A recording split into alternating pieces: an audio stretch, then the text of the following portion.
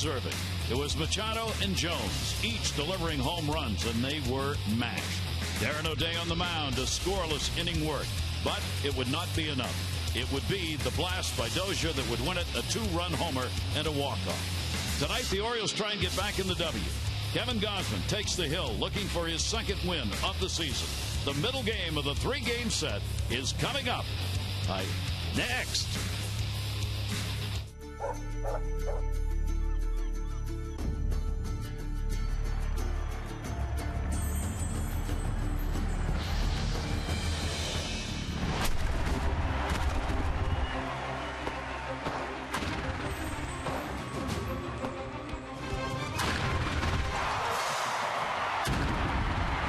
It's the Orioles on Massett, and we welcome you back to Target Field in Minnesota, the site for the second game of the series. The Orioles, just a heartbreaking loss last night in extra innings on that two-run homer that put it away for the Twins.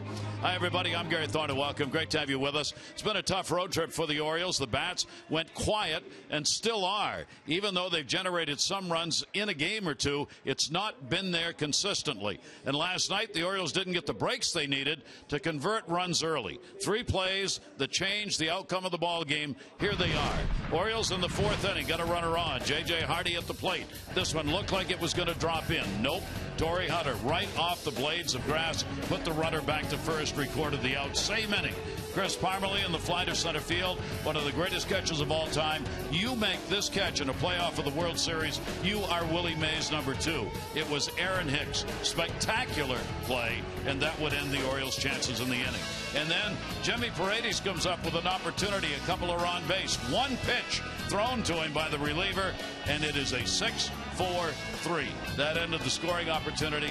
Jim Palmer, that would be the last chance they'd get. And these are the numbers that right now are troubling them. This season, the Orioles are still up there with runners in scoring position tied for first. But last night they were 0 for 8, and in the last 6 games have hit only 0-9-5 in those situations. Yeah, you know, when you start looking like 6 for 53, and again, I'm not sure you could ever do it this long at this level. The Orioles are only hitting 257 as a team, and it's not like this is, we're here, the land of 10,000 lakes here in Minneapolis. Got four-wheel drive car. All you do is put it in four-wheel drive. Hitting with runners in scoring position is not that easy, but it looked that easy. So all of a sudden, again, they're not getting the hits when they want to. But again, that's really baseball. And I thought Paul Molitor has done a nice job with the Twins.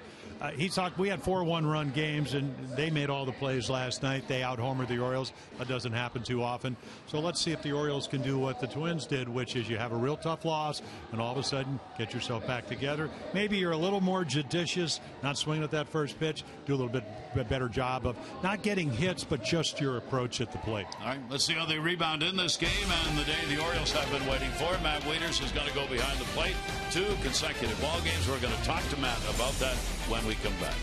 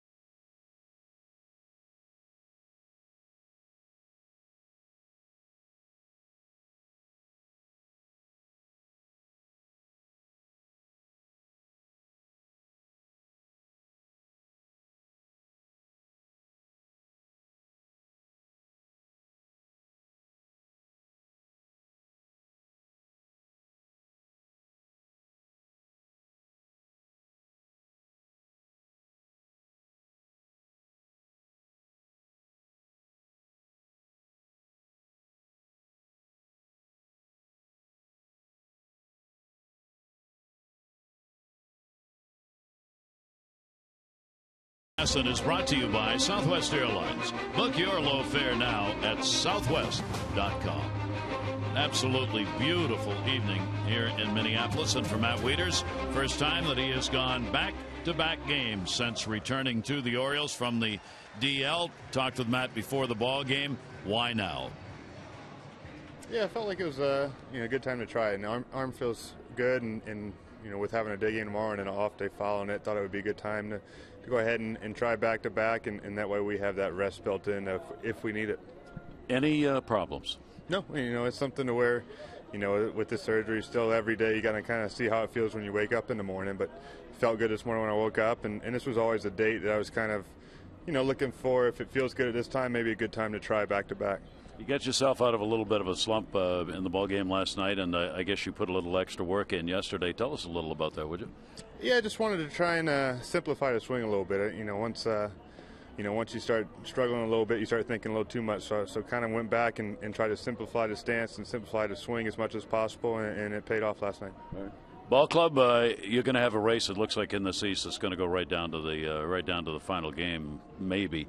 Do you see it that way? The way the clubs have played so far through the first half?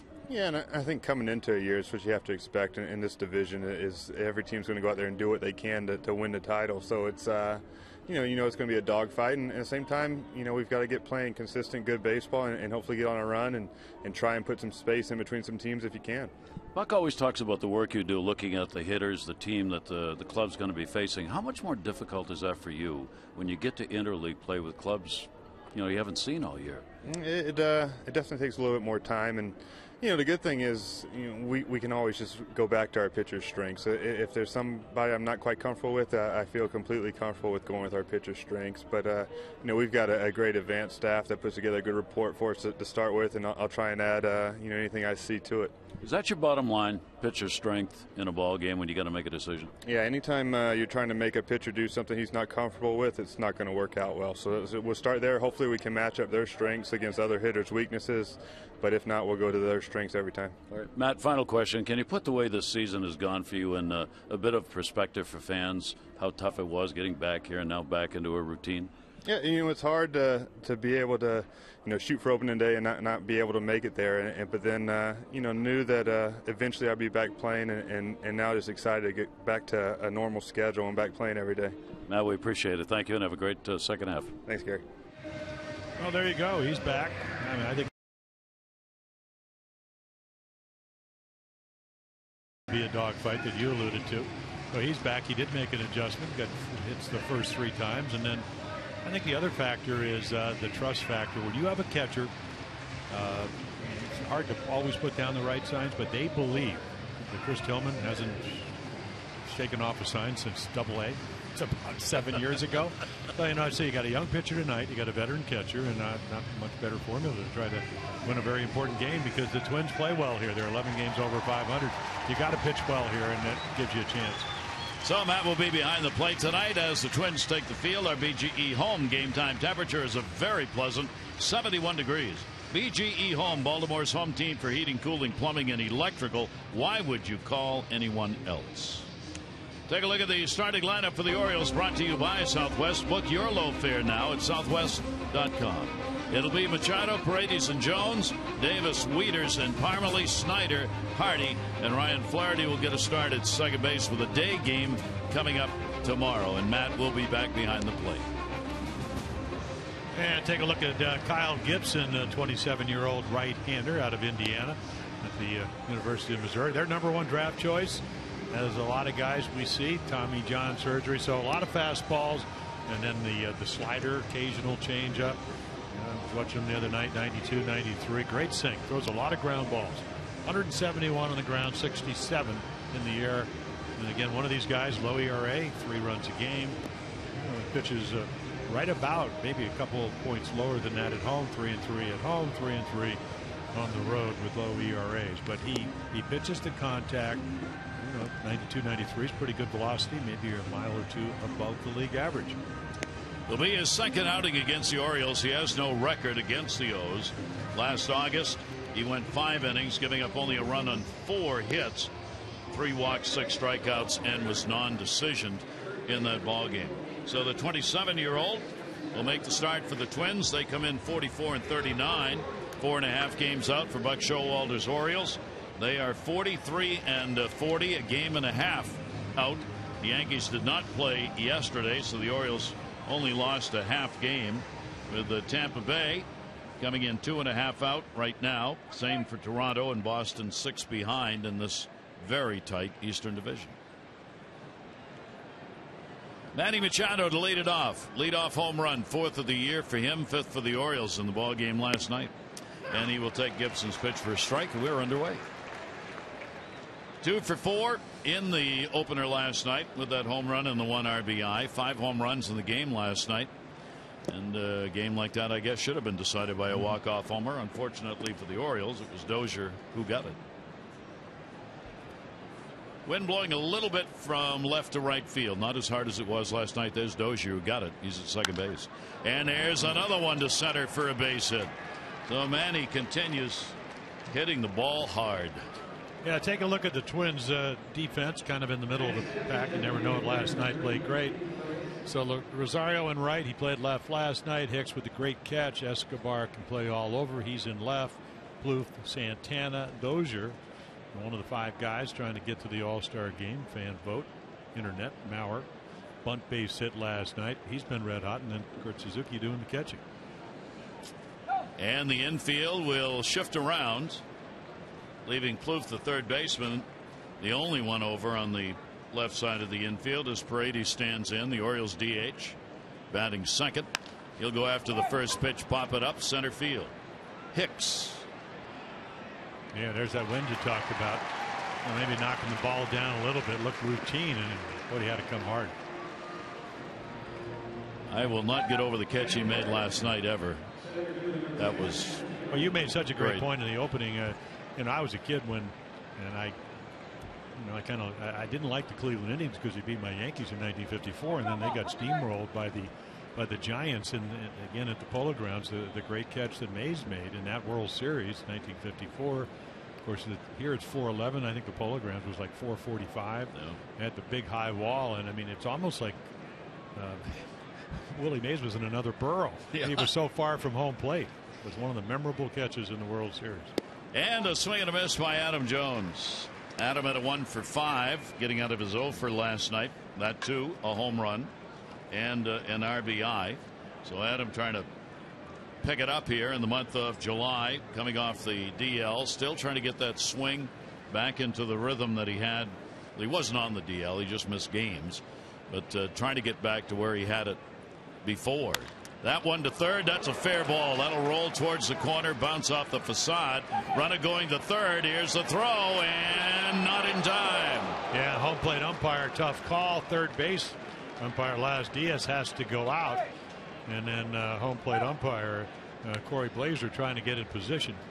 And I'm wondering if Paul Mulligan's maybe, I mean, just to pull it over the bag right here, you get the Fenway bout, and you could see right there. So bang bang at third.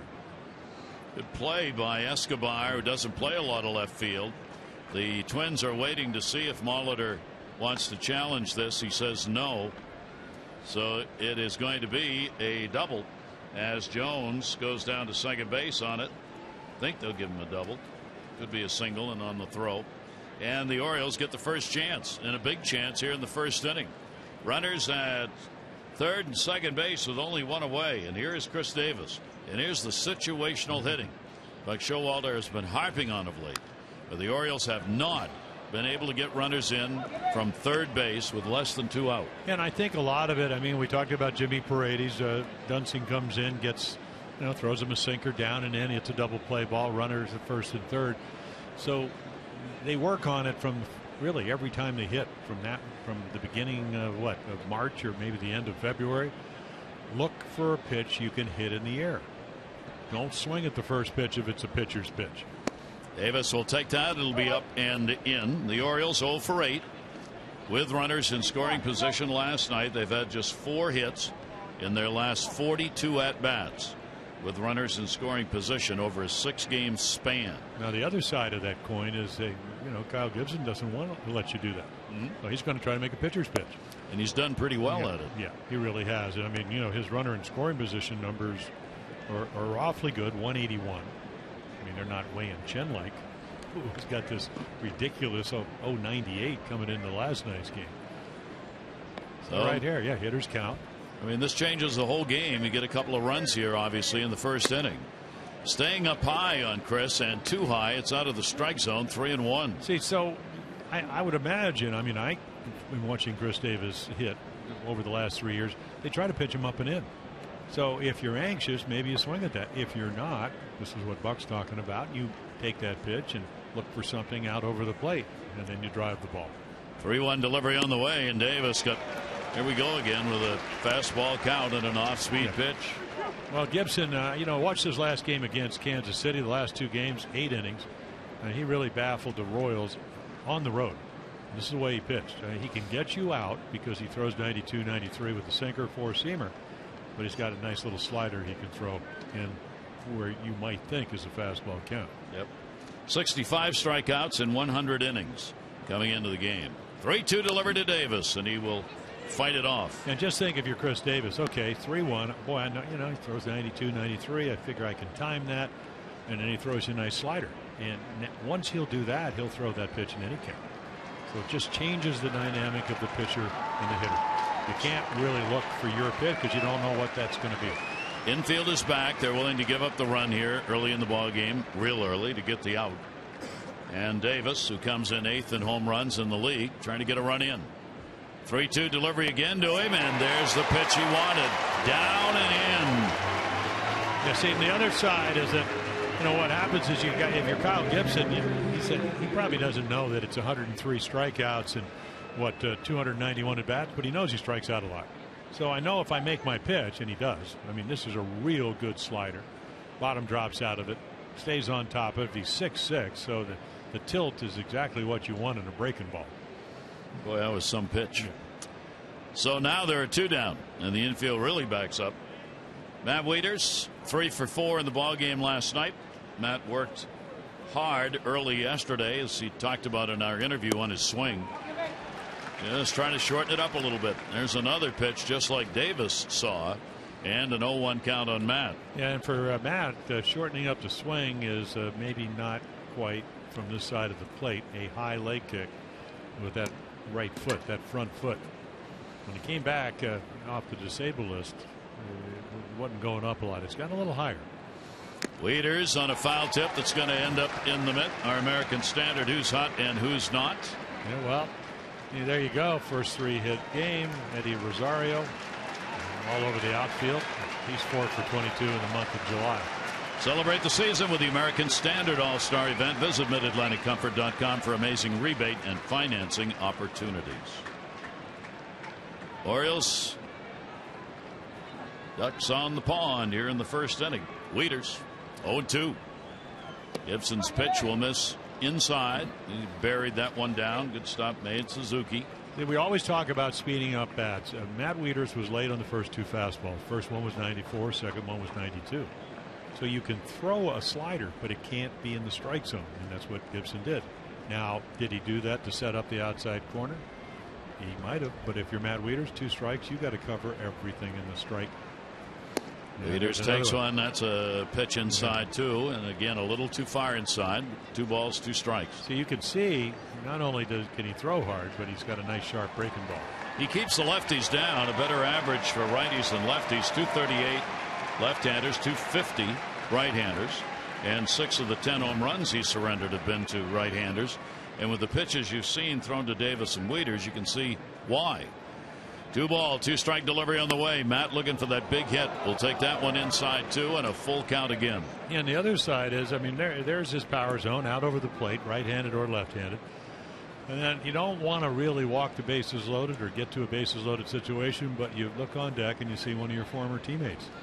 Mr. Parmalee. Yeah, and he may feel more comfortable pitching to him unless he pitches to Wieters on his terms. 3 ball, 2 strike count, 2 down. Wieters swings and misses. So the Orioles' problems with runners in scoring position continue. 0 for 2 in the first inning.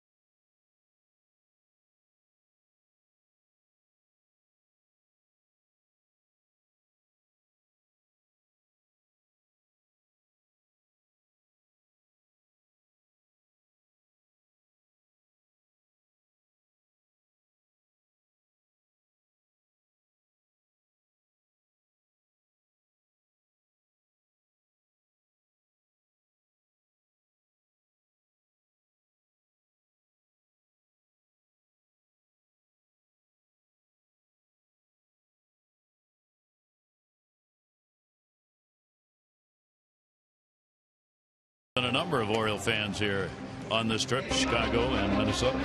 Here's the lineup for the Twins: Dozier, Mauer, and Plouffe. It'll be Sano, Rosario, Escobar, Hicks, Suzuki, and Santana. And Brian Dozier continues hot against the Orioles. He had that game winner last night. So Kevin Gausman, this is the Orioles number, or at least former #1 draft choice at a Louisiana State University. He is 24. A lot of fastballs. Why not? 93, 98, 99, somewhere in that range. Low ERA. Again, this is only his third start of the year. The other innings out of the bullpen, because they had an abundance of starting pitchers. 6 of them coming out of spring training. Missed a month with some shoulder soreness. And you can see that, look at that 325 against lefties. That's just because there's not a lot of at-bats. If he pitches the way he did against Texas with the lefties, things will kind of fall into place. He has an 0-1 record against the Twins. Here is Dozier, who will take the pitch for a strike. For the time being, this is Dozier land. Brian Dozier's got his name behind him in the dirt behind home plate. Vote Dozier. He's one of the 5 finalists in the American League to go to the All-Star game, and they are really putting on a drive. They've got it on the mound as well. That's the back side of the mound. The inside banners are posted everywhere. That's the slogan. That ball put in the air to center field. Jones going back at him on a race, and he's got it. A long run, and Dozier is retired. Yeah, our version of Aaron Hicks out in the center. But there's the bulldozer out front. That's a real bulldozer out front of the ballpark, and there's the sign: no bull. Vote Dozier. That's pretty good. And they hit in those, and I thought maybe it was retro jersey, because everybody was in white, and they were wearing the white pants and then the white T-shirts. So solidarity, and there's his former teammate. Take that. Yeah, that was pretty good. It was blinding white. They had white pants and they had the white T-shirts. Vote Dozier, and that's what the Twins wore today during batting practice. It was pretty good. That's great. Supporting one of the 5 who's up for grabs. Fans voting on Xander Bogaerts, Jonas Cespedes, Brett Gardner, Mike Moustakas, or Dozier. Those are the 5. And the pitch is taken by Mauer. Joe up in the #2 spot in this ball game. Hunter hit there last night. Torrey Hunter's getting a break. As Paul Molitor said before the ball game, I just think I'm pushing a little hard on Torrey. I want to give him a rest for the day game tomorrow, so he's out. Escobar's in because they've got a ground ball pitcher, so you can afford to make a little room in the outfield for someone like Escobar who doesn't play it that often. Molitor said, I'll go with that. Then we'll get Hunter back in the lineup for the day game tomorrow. So that moves Mauer from the 3rd spot to the 2-hole. Gausman's delivery, that to the middle. That's going to be a base hit. 4-game hit streak now for Joe Mauer. Yeah, I'm going to take a look at the Oriole defense. Really, they shift up the middle. That ball hit so hard. Snyder, Jones, Davis. That's the Oriole outfield. Machado and Hardy, the Gold Glovers. On the left side, Flaherty, not only got back on the roster last night, over at second, Chris Parmalee, and then Matt Wieters, a couple of Gold Gloves behind the plate. We certainly want to send out our best wishes to Charlotte Rose Reimold, the new daughter of Nolan and Jenny, born yesterday. Our congratulations to them. And Nolan will be back with the ball club a couple of days, probably, when the Orioles get back home. Pitch bounces away. Gausman buried that one down low, and that will put Mauer to second. Yeah, like a 2-seamer, he just bounced. And again, when you're throwing the mid-90s, it's just a bouncing fastball way out in front of home plate, and Matt tries to get some leather on it. Second wild pitch of the season from Kevin Gausman. So now runner in scoring position, and Trevor Plouffe at the plate with the 1-0 count and 1 away. Plouffe had an 0 for 3 in the ball game last night. He drives that one to center. Adam Jones going back. Warning track looking. It'll hit right at the base of the wall. Mauer will score. Throw comes to the plate, not in time. A double and an RBI.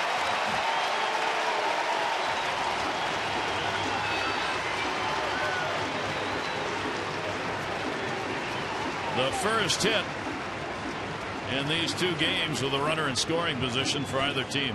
Yeah, take a look at this. I mean, it's a fastball, belt high in the middle of the plate, and I mean, this is the second ball that's crunched to center. Adam Jones ran down the one off Dozier's bat. It's almost like, I mean, Joe Mauer did not get not that he got a bad jump, he just wanted to make sure it got over Adam Jones' head, and then when he did, he was about maybe halfway between second and third.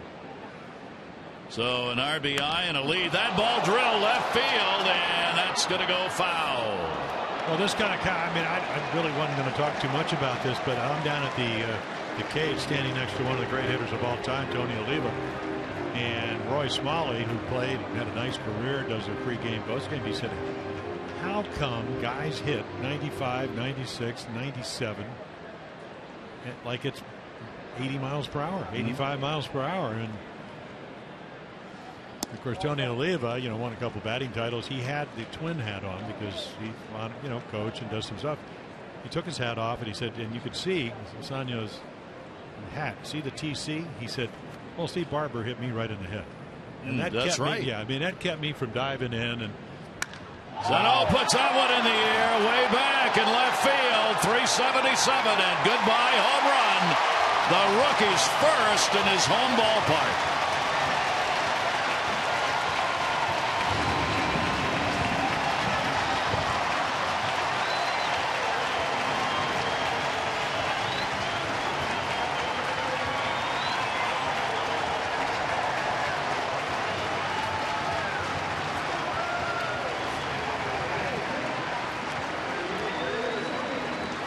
just called him up. And, of course, last year, Tommy John.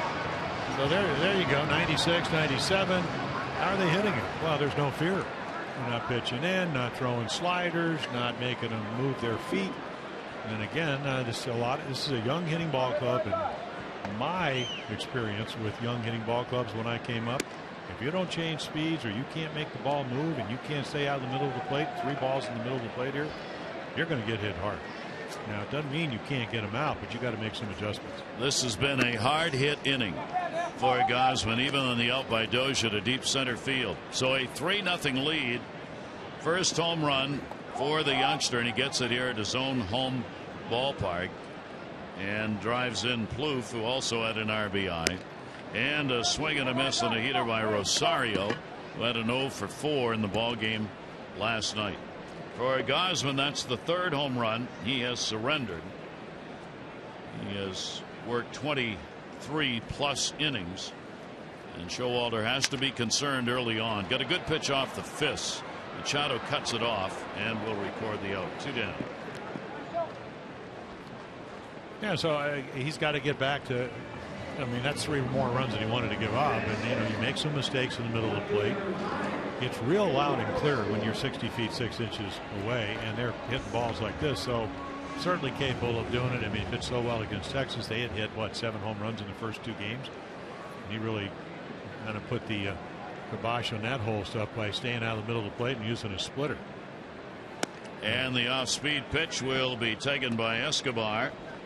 Escobar has faced Gosman before, has an 0 for 3 against him. That'll be foul back.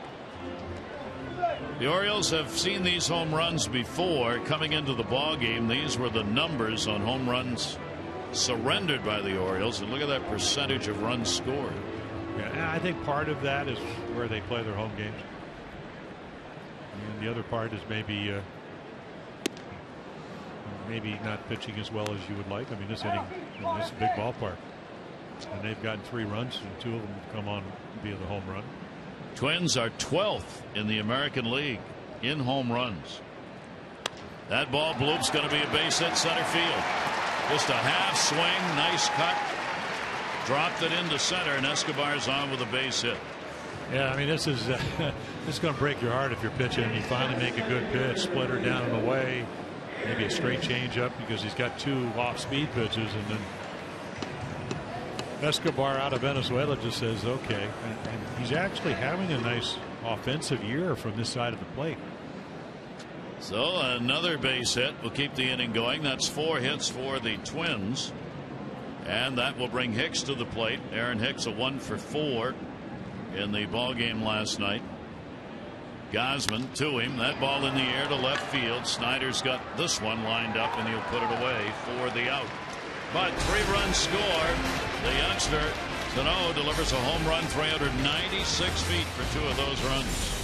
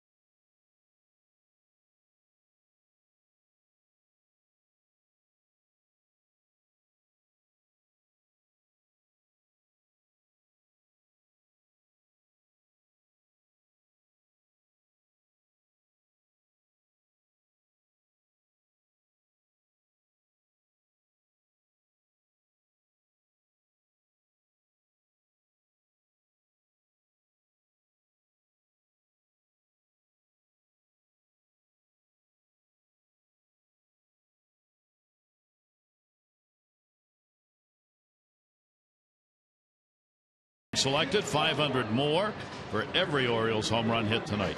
Play baseball buck scratch-offs, win up to 50,000 or enter non-winning tickets for a chance to be the contestant of the game. Visit mdlottery.com/baseball.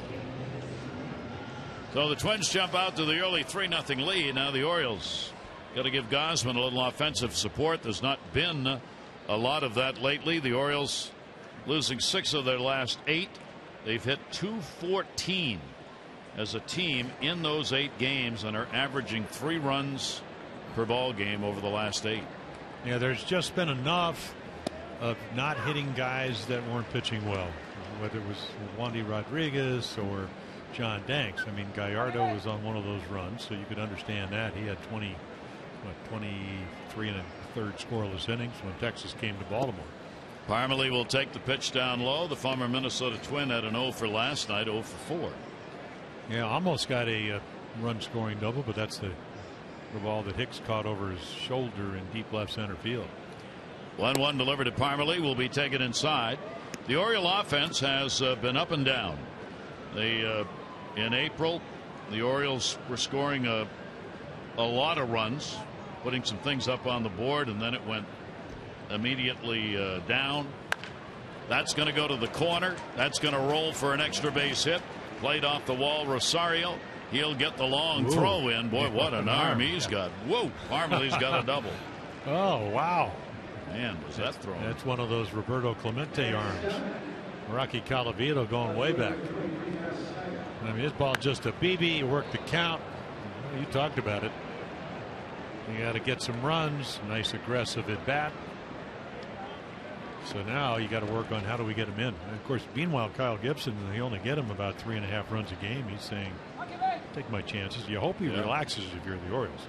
Yep. So now Snyder an RBI opportunity, or at least get that runner moved up.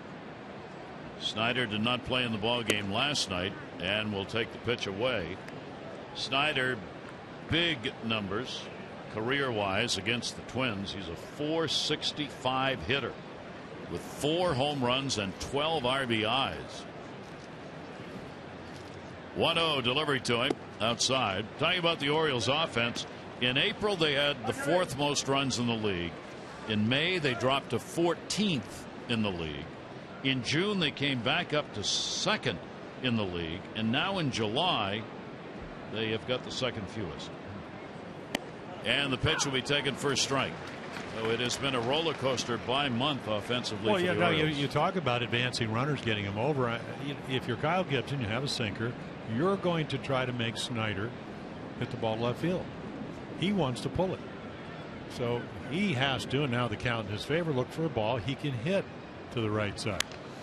And of course, Gibson, who's pitching well, goes, I'm not going to do that.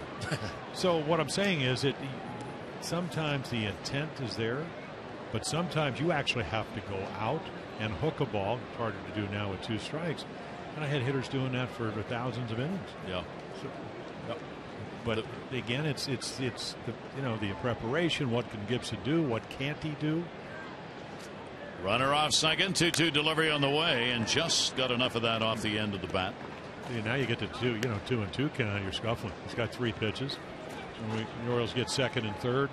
1 out in the first inning. Strikes out Davis and Wieters to get out of that inning. So very capable right-hander. Finally healthy. Snyder trying to get a run in. 333 with runners in scoring position for the Orioles this year. Very solid number for the O's. Not a big lead at second for Parmalee. And that ball, he gets around on it. He hooked it. Dozier will make the play, so it's a productive out as he gets him over to third base with only 1 away. Here's our Jeep inside the numbers in improved ERA. Yeah, so we could see Gibson. Of course, that was his first year. He's still over 500. There's Shelby Miller. He's down in Atlanta now. He gets traded. Scherzer, $210 million, works wonders. Clay Buchholz, of course, he's really been on a roll with it. How about A.J. Burnett? What a story that is. Going to the All-Star game for the first time ever in what, a 17-year career, and selected by the manager to go over one of his own players, which is really a credit Bruce Bochy. It's a really nice thing to do, and it doesn't happen very often because, as Buck Showalter says, when he was managing and selecting players for the All-Star game, I got to live with these guys, my players, for the rest of the year.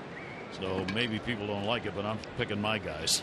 But I think pitchers are a little different. I'm all with Buck. I'm going to see those other guys. But sometimes you want to rest your pitchers at the All-Star game, especially when you're not where you want to be in the standings. Strike on the outside corner. He painted that one on J.J. Hardy. Well, that's what he did against the Royals. And, he's been outstanding. Again, 8 innings the last 2 times. Outside corner. And get a nice veteran catcher. Last 2 starts, 4 hits in 8 innings. One against Kansas City, the other one against Milwaukee. Parmalee off third base. 1-2 delivery on the way to Hardy down to third. Orioles 0 for 3 with runners in scoring position, and there are 2 down. Talking about Burnett, I looked today to see 17 years in the majors before he made his first All-Star game this year. The biggest number of years went to Arthur Rhodes. Arthur Rhodes played 19 seasons before he made an All-Star team. Doyle Alexander played 18. And then Burnett, Jamie Moyer, Tim Wakefield, and Charlie Huff all played 17 years before they made their first All-Star team. Here's Ryan Flaherty. Flaherty not in the ballgame last night. Jonathan Scope will probably be back at second tomorrow, but you got that early noontime game here Minneapolis time for tomorrow. So Scope out, Flaherty in. And you figure if you're Buck Showalter, you're going to get some sinkers to hit, but what does he do? Drops off an 84-mile-per-hour changeup. And there's another one. Good stop made again by Suzuki to allow Gibson to be able to keep throwing those pitches and not be fearful of one getting away. He is a 3-pitch in his second year with a fastball 93, 94 control guy. Throws a lot of strikes and you never know what's coming. 1-1 delivery on the way. Flaherty right back to the mound. The Orioles got to be wondering, when is this going to end? 0 for 4 with runners in scoring position through 2 innings. A runner left at third.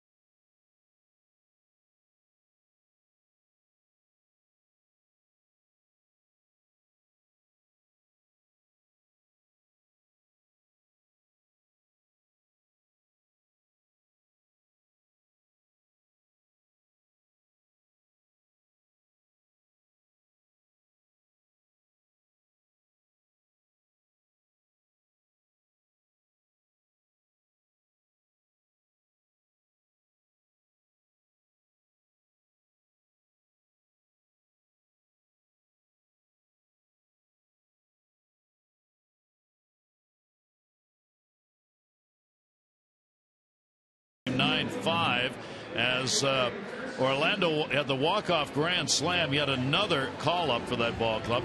Jacoby Ellsbury and Andrew Miller are going to be activated by the Yankees for Wednesday's game, so they get a couple big names back. And the Red Sox, they've won 6 out of 8 rather, scoring 45 runs. That's more than 5.5 per game in those wins. They're playing their best baseball of the year. Yep, and they don't have Pedroia. Apparently he's close to coming back. And they're only 5 back of the Orioles. Amazing, isn't it? Well, the Orioles have been treading water, or actually going backwards, so got to win if you can. Change that. Well, I thought Matt Wieters talked about it. He said we have to get back to playing consistent baseball.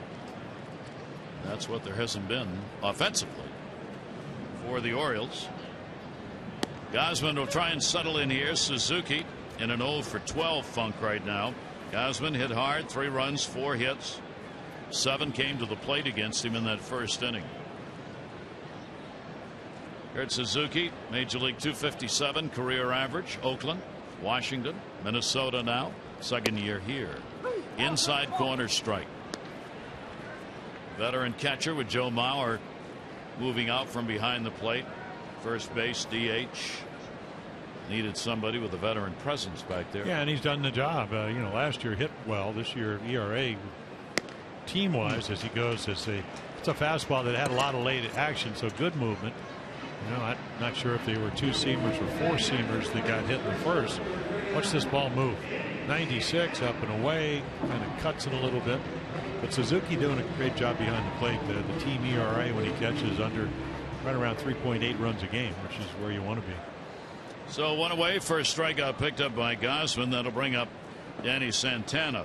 Santana, the shortstop, trying to bunt his way on. He's got a 3-game hit streak, including a 1 for 4 that he put up in the ball game last night. Right now looking to get the bat going again. Recalled June 26 to the big club. That's over the bag. Fair ball.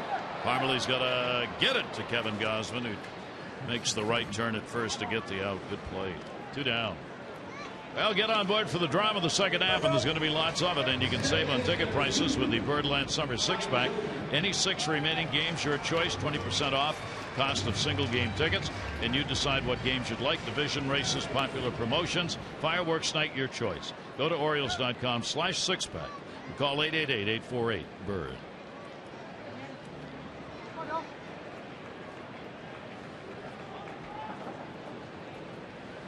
And the breaking ball on the inside corner for a strike, so he starts Dozier out. The off-speed delivery. Dozier flied to center field his first time up. League's leader in extra base hits and in runs scored in the American League, having another outstanding season. And that one is going to be bounced. Take a look at our Express Stat by Express Care, a LifeBridge Health partner. For locations, visit whywaitinther.com. Yeah, he's in that group, and of course Rizzo having a great year as he did last year. And Manny Machado. Good Manny, the bottom of the list. Another towering fly ball to center.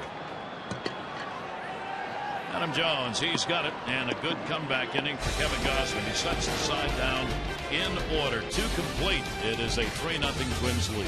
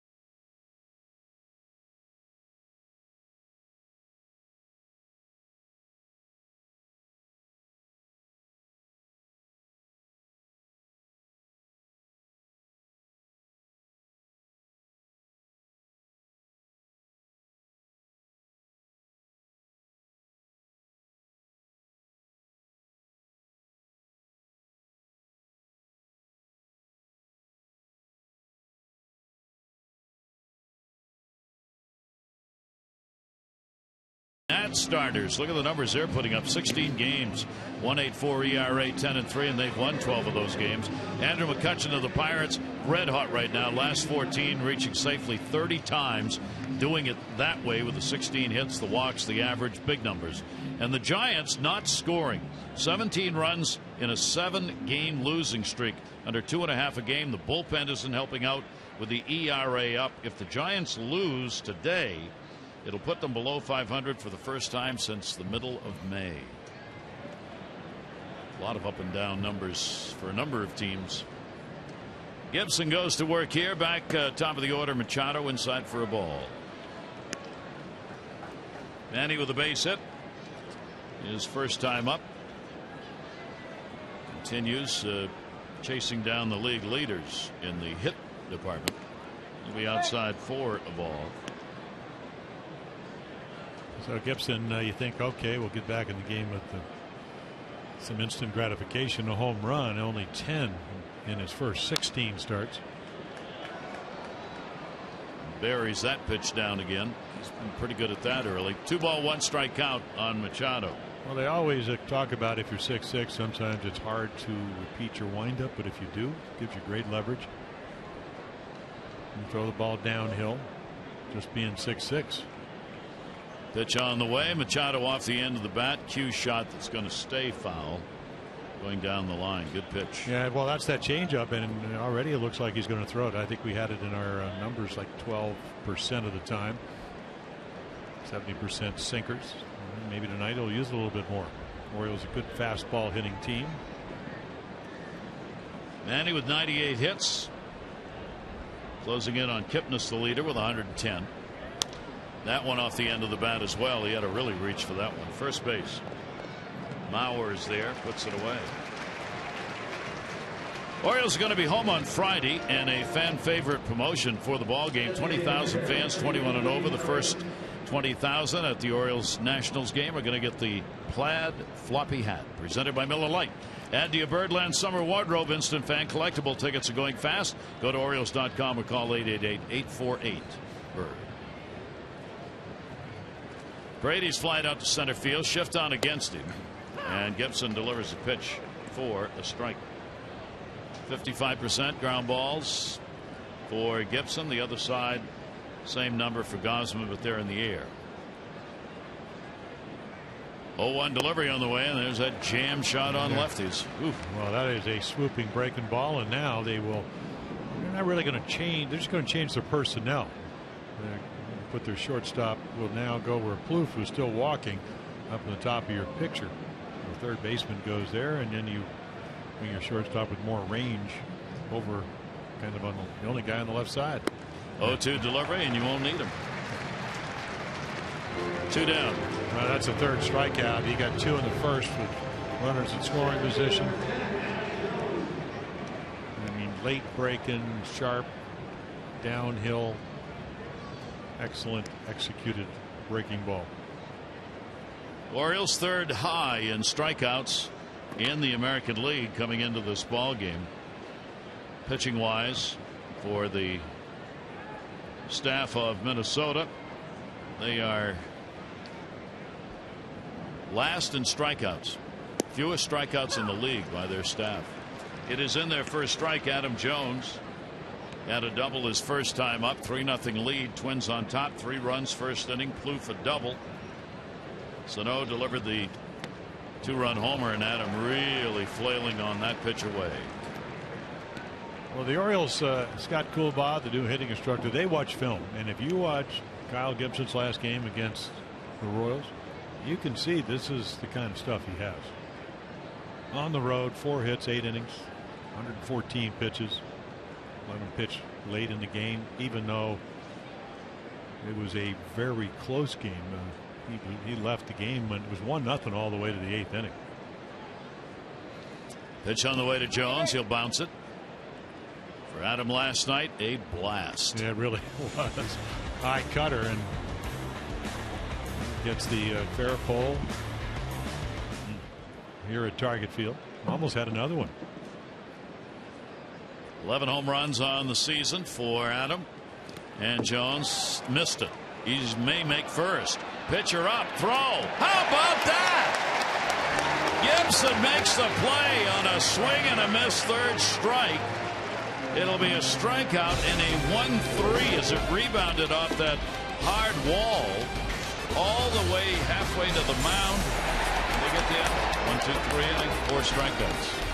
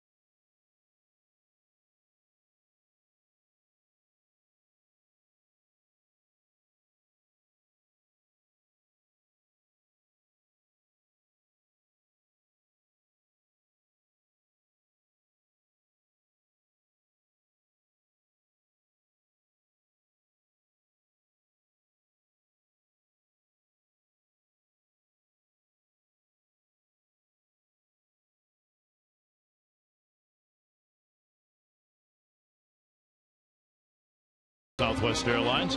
Book your low fare now at southwest.com. Land of 10,000 lakes. I'm not sure if that's out on the lake or on the Mississippi. A lot of people say Mississippi. What are you talking about? Well, it's the headwaters of the Mississippi up here in the land of 10,000 lakes. Were you biking along that today? I did. It was beautiful. Took a little bike ride along the Mississippi in the old mill area where they had a lot of brewing factories, grain factories, logging, a lot of mills, and they've kept a lot of those as part of the new buildings. Really beautiful. Pitch is going to miss away for a ball. Joe Mauer. Mauer, a base hit, run scored in the first inning. Gausman came back to retire the side in order in the second. Now he's got Mauer, Plouffe waiting on deck, and the pitch will be taken for a ball. Yeah, he hit a 94-mile-per-hour fastball about as hard as you can hit it right back up the middle. Orioles are 2-4 early on here in July. 3-3 for the Twins. Good off-speed pitch. Froze Mauer. That one at 83 miles an hour, and the count goes to 2-1. Mauer's had a hot bat, getting the job done, whether he's in that 2 or 3 hole of late, particularly here at home. And he will foul that one away. Yeah, he's now, 12 for 24.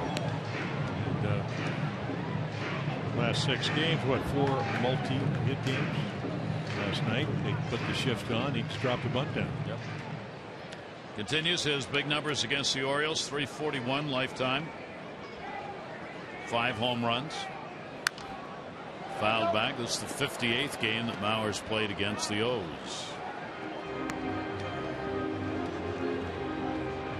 Hard to believe that Joe's already reached the tender age of 32. Seems like he just broke into the game and all the great publicity about the hometown hero. Pitch on the way by Gausman up the middle, and that's a base hit. So he's 2 for 2. And a leadoff man on for the first time. Now time for you to tweet your strongest fan photo. Use O's Couch Cam, and you just might see yourself in an upcoming broadcast brought to you by T-Mobile.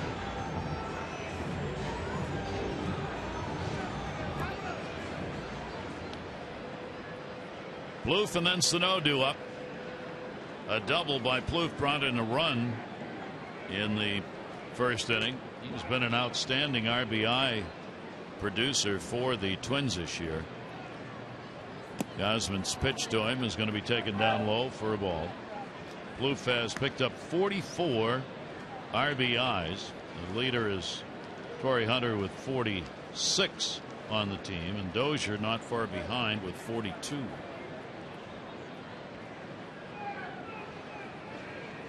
Trevor Plouffe, 1-0 count. Short lead at first for Mauer. He's not going anywhere. Breaking ball, good one. That one all the way down to 79. Yeah, he's had a big home run seasons for him. Back in 2012, he had 24. Last year, home runs went down. They went to 14, but he had 40 doubles. And then he drove in 80 runs. More than adequate third baseman. You could see good fastball hitter. That's what he hit off the center field fence. In the dirt, gets away. Wieters has got a chance. Mauer trying to get there. Will. Good backup by Hardy. Well, that's what good base running is all about.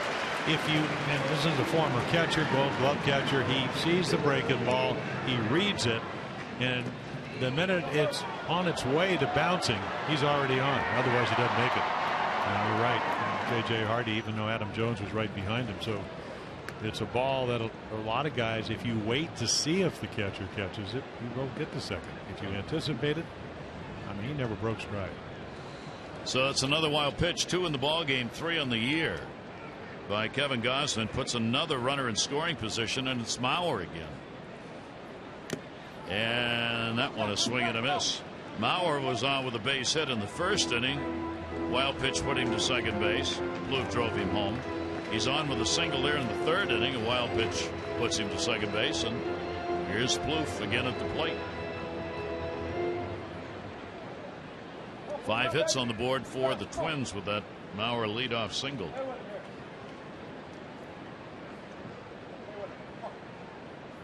Trevor Plouffe waiting on it.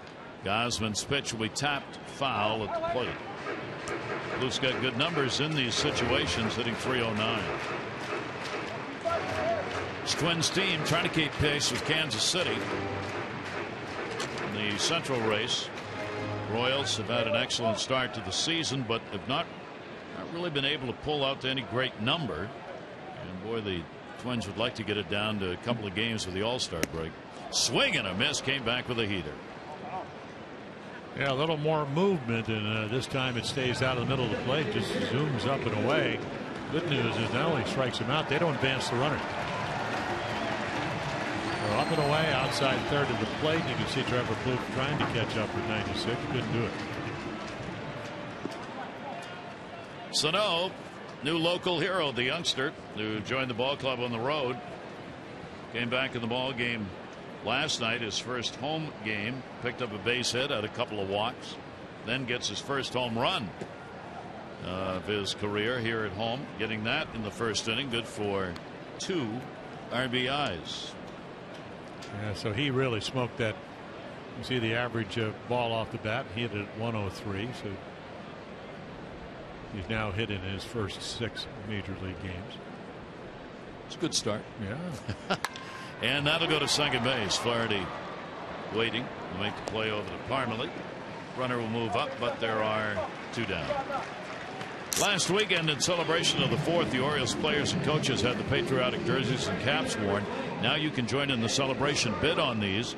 They are at Orioles.com/auction. Each has been autographed by the player who wore it. Proceeds benefit the Orioles Charitable Foundation.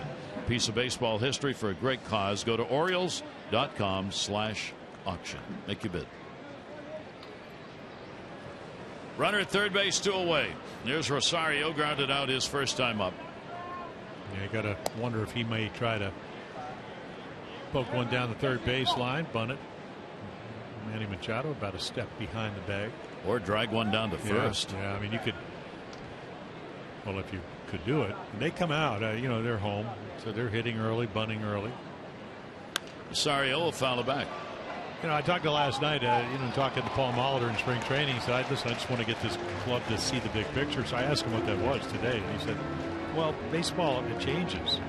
You know, you have those 4 one-run games. You win 2 of them in Kansas City. How do you respond? Well, they responded. Walk-off home run. I mean, the little nuances. You know, do you hit the cutoff man? I said that's kind of what Buck Showalter's brought to the Orioles. Chasing that one up. Yeah, 96. So, you know, again, you just play the game the right way. You're in it not only emotionally, but physically, but also intellectually. And then it's a long season. You have ups and downs. The Orioles are going through that now. Gausman trying to get out of this after the leadoff single by Bauer. He's over at third, 2 down. Rosario 1-2. Right-hander's delivery to him, and did he miss it? Yes, he did. Got to get him or a run will score. Wieters, the throw is not in time, and Mauer will score to make it a 4-0 game on the 3rd wild pitch of the game. Well, yeah, I think they may call this one a pass ball because I think he just missed it. It's Matt. So take a look here. Yep. Yeah, I mean, this ball is up, and it's just the way he catches it. I mean, this is the first time he's caught back-to-back games. So you're kind of wondering and talked about. We think so much about the Tommy John, the arm, but how about your body? How does it respond? Boy, the Orioles, we were talking between innings. There had been one thing go right for them as far as the break's concerned here in this ball game. You make your own. But right now, Minnesota is taking advantage of everything. They got a 4-0 lead, and it was a pass ball. So a run scores on the pass ball and a strikeout, which puts Rosario down at first base. I mean, the ball that went by in the Orioles offensive situation rebounded back to the pitcher and threw him out at first. So this one goes not to the catcher, all the way back to the pitcher. This one comes back and goes over to the first base side, and Wieters can't get to it. 0-1 delivery. That's on the inside corner for a strike. Escobar, a base hit, his first time up. Eduardo Escobar getting the start in left field. 4 runs, 5 hits for the Twins. 2 wild pitches and a pass ball in the ball game have cost the Orioles. 0-2 count, 2 down. And wasting 1 up high. And of course it did come with 2 down here in the 3rd inning. Well, he made a great pitch, and Matt just couldn't catch it. You know, even the balls he got by him, normally we'll see him collapse. Again, I don't know if his body's a little bit sore or whatever, but backhanding balls that normally catchers will try to block, kind of like a hockey. And a swing and a miss. So he comes back to get him. He gets the strikeout. Actually strikes the side out, but a run scores in the pass ball, and it's 4-0.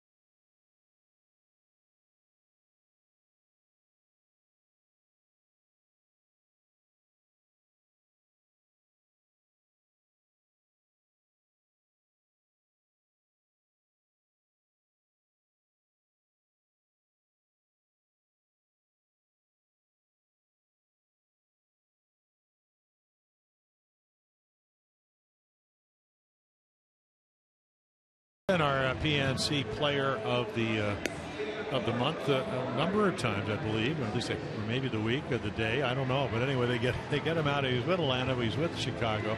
Big guy, 6'4", 235 pounds, and the Orioles.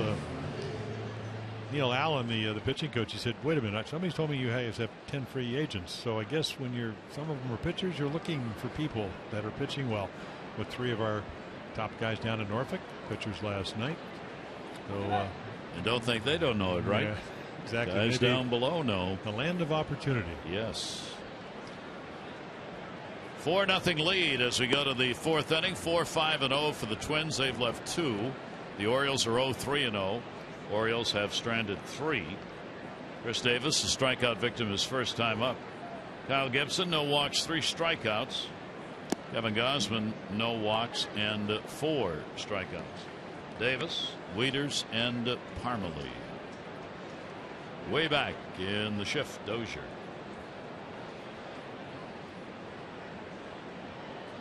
Pitch on the way to Davis. Big uppercut on it. And a 2-1. Changes made by the Twins after the ball game last night. Left-hander Aaron Thompson went down to AAA. Ryan O'Rourke, another lefty, brought back up. They need him as a specialist in the bullpen. And a swing and a miss floating outside. And here they go again with their shift. Bloof. He'll move. The third baseman doesn't need to be as rangy, and then the shortstop goes back to playing shortstop. Here's the 2-2 delivery on the way to Chris, and right back inside. And then, of course, Gibson says, play wherever you want. I'm going to strike him out. That's 3 in a row. His really good break. Yeah. Well, it's just a great breaking ball. You know, he throws hard enough and makes good enough pitches. He's mixed up his fastball and his changeup. I mean, we're only here in the 4th inning. But you're coming off a roll. Orioles could have, as you mentioned, could have had a little bit something going. Second and third, no, only 1 out. I mean, look at the movement on that. That's like Ubaldo Jimenez this year, making the ball move, run in the strike zone. But he struck out a couple of guys, and then they put 3 on the board. Gives him a cushion. Wieters, a strikeout victim, his first time up. Matt will take it. 1 ball and 1 strike. Parmelee waiting on deck. This pitching staff for the Twins starting out July with the best ERA in the league at 2.03. It's early. Only played 6 games, but hey, it's 6 games and it's 2.03. Yeah, I mean, for the year they came in, and there's Neil Allen who came over to kind of change things around, and he's done a nice job. Little tapper. Suzuki. 2 down. Yeah, you know, it's funny about Neil Allen. He comes out. I mean, he was a nice closer, close for the Mets. I mean, you know, a guy that had a real good arm power pitcher.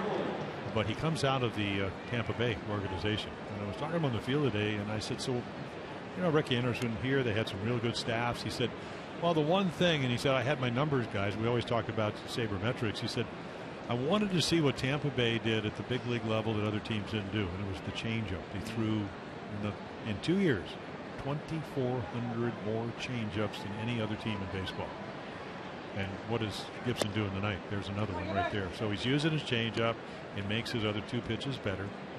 If you don't have a good breaking ball, you got an off-speed pitch to go to. Parmelee as a double, got out of an 0 for 14 in the 2nd inning with a 2-bagger. Well, that's what we were talking about. I mean, I remember Mike Schmidt, who made the point, and it's valid today. It was then. You can throw 1,000 miles an hour. If I can just see it a couple of times, I'll hit it. You've got to get hitters' timing off, and if you don't have another pitch, as Jim was talking about earlier, to go with a fastball, you're in trouble. Yeah, and that's why the changeup, it's a constant. I mean, there's another one. I mean, it's just, okay, I got a pretty good fastball hitter at the plate. I know him because we played together. We were teammates. And just try. And not only does he throw it, it's got good movement. And he puts it in the strike zone. Exactly. Yeah. When he wants to. Here's the 2-1 delivery on the way to Parmelee. That'll miss just a little bit low and away. 3-1. So there's lefties. You know, you can see that. I mean, mixing them up. You don't know what's coming. 50-50. 3-1 delivery. Parmelee will rip it into the shift. Dozier backhand slide. Got it. All-star. Vote now.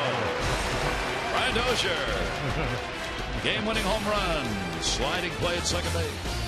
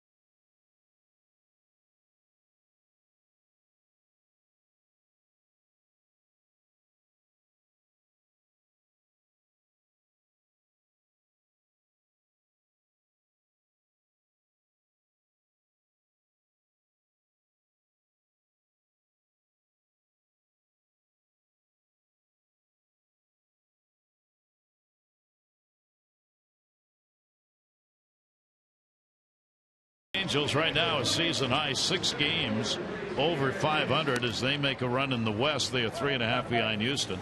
With a loss tonight, talk about inconsistency. The Blue Jays would fall to 500 for the first time since June 10.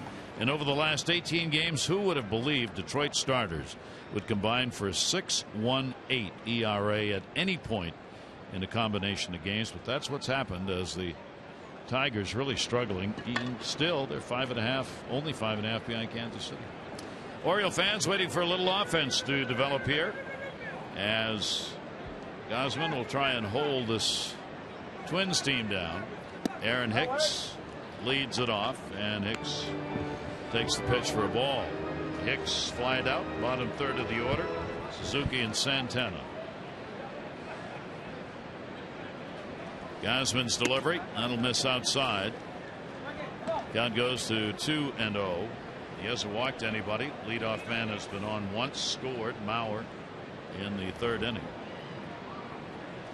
Hicks flied to left his first time up. Off speed pitch freezes him, and it's in there, 2-1. Yeah, one of the great things about being in the American League, even if you're trailing 4-0, they're not going to pinch hit for you. And you just, as you said, just try to shut them down. Starts with the first batter, and that ball's going to go deep, left center field. Going back, Jones. That's going to hit off the base of the wall. Into second base with a leadoff double is Aaron Hicks. Well, they've done a great job of getting fastballs to hit and then not missing them. You know, you work the count to 2-1. I mean, he throws a great change up to get back in the count, and then Hicks, who, you know, has been up and down the last couple of years, had a forearm problem, so he's on the disabled list. It's not a horrible pitch outside corner, but it's up, and he elevates it. They elevate it. Nice play by Snyder, or it might have been 3. So the second inning in a row with a leadoff man on base. Gausman's retired 58% of leadoff batters, but not a big selection since it's only his 3rd start and his 11th game. So Suzuki gets the RBI chance. Strikeout victim, first time up. 0 for his last 13. He will take the pitch to turn him away, up and in on the fastball. So his job, when you're struggling a little bit, the average at least coming in is 218. Hit it to the right side. Make the Orioles, you know, we saw this in Chicago on Sunday. The minute they got the lead, Robin Ventura had to bring his guys in, and it makes it harder to defend, easier to score runs. Suzuki on a big cut and foul tipped into the mitt. Well, let's see if he can have a productive out here with a Gausman and leave that runner at second base and get an out on Suzuki. Shortstop Hardy playing close behind Hicks, preventing him from getting that extended lead. Hardy will back off, and the 1-1 delivery foul back into the screen.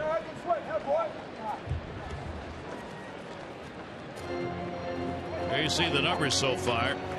0 for 5, 2 for 5. Pretty good chances for each team early in the ball game. Yeah, and then the Orioles have been out homered. I mean, it's only by 1, but last night the Orioles hit home runs, but the Twins hit 3 of them.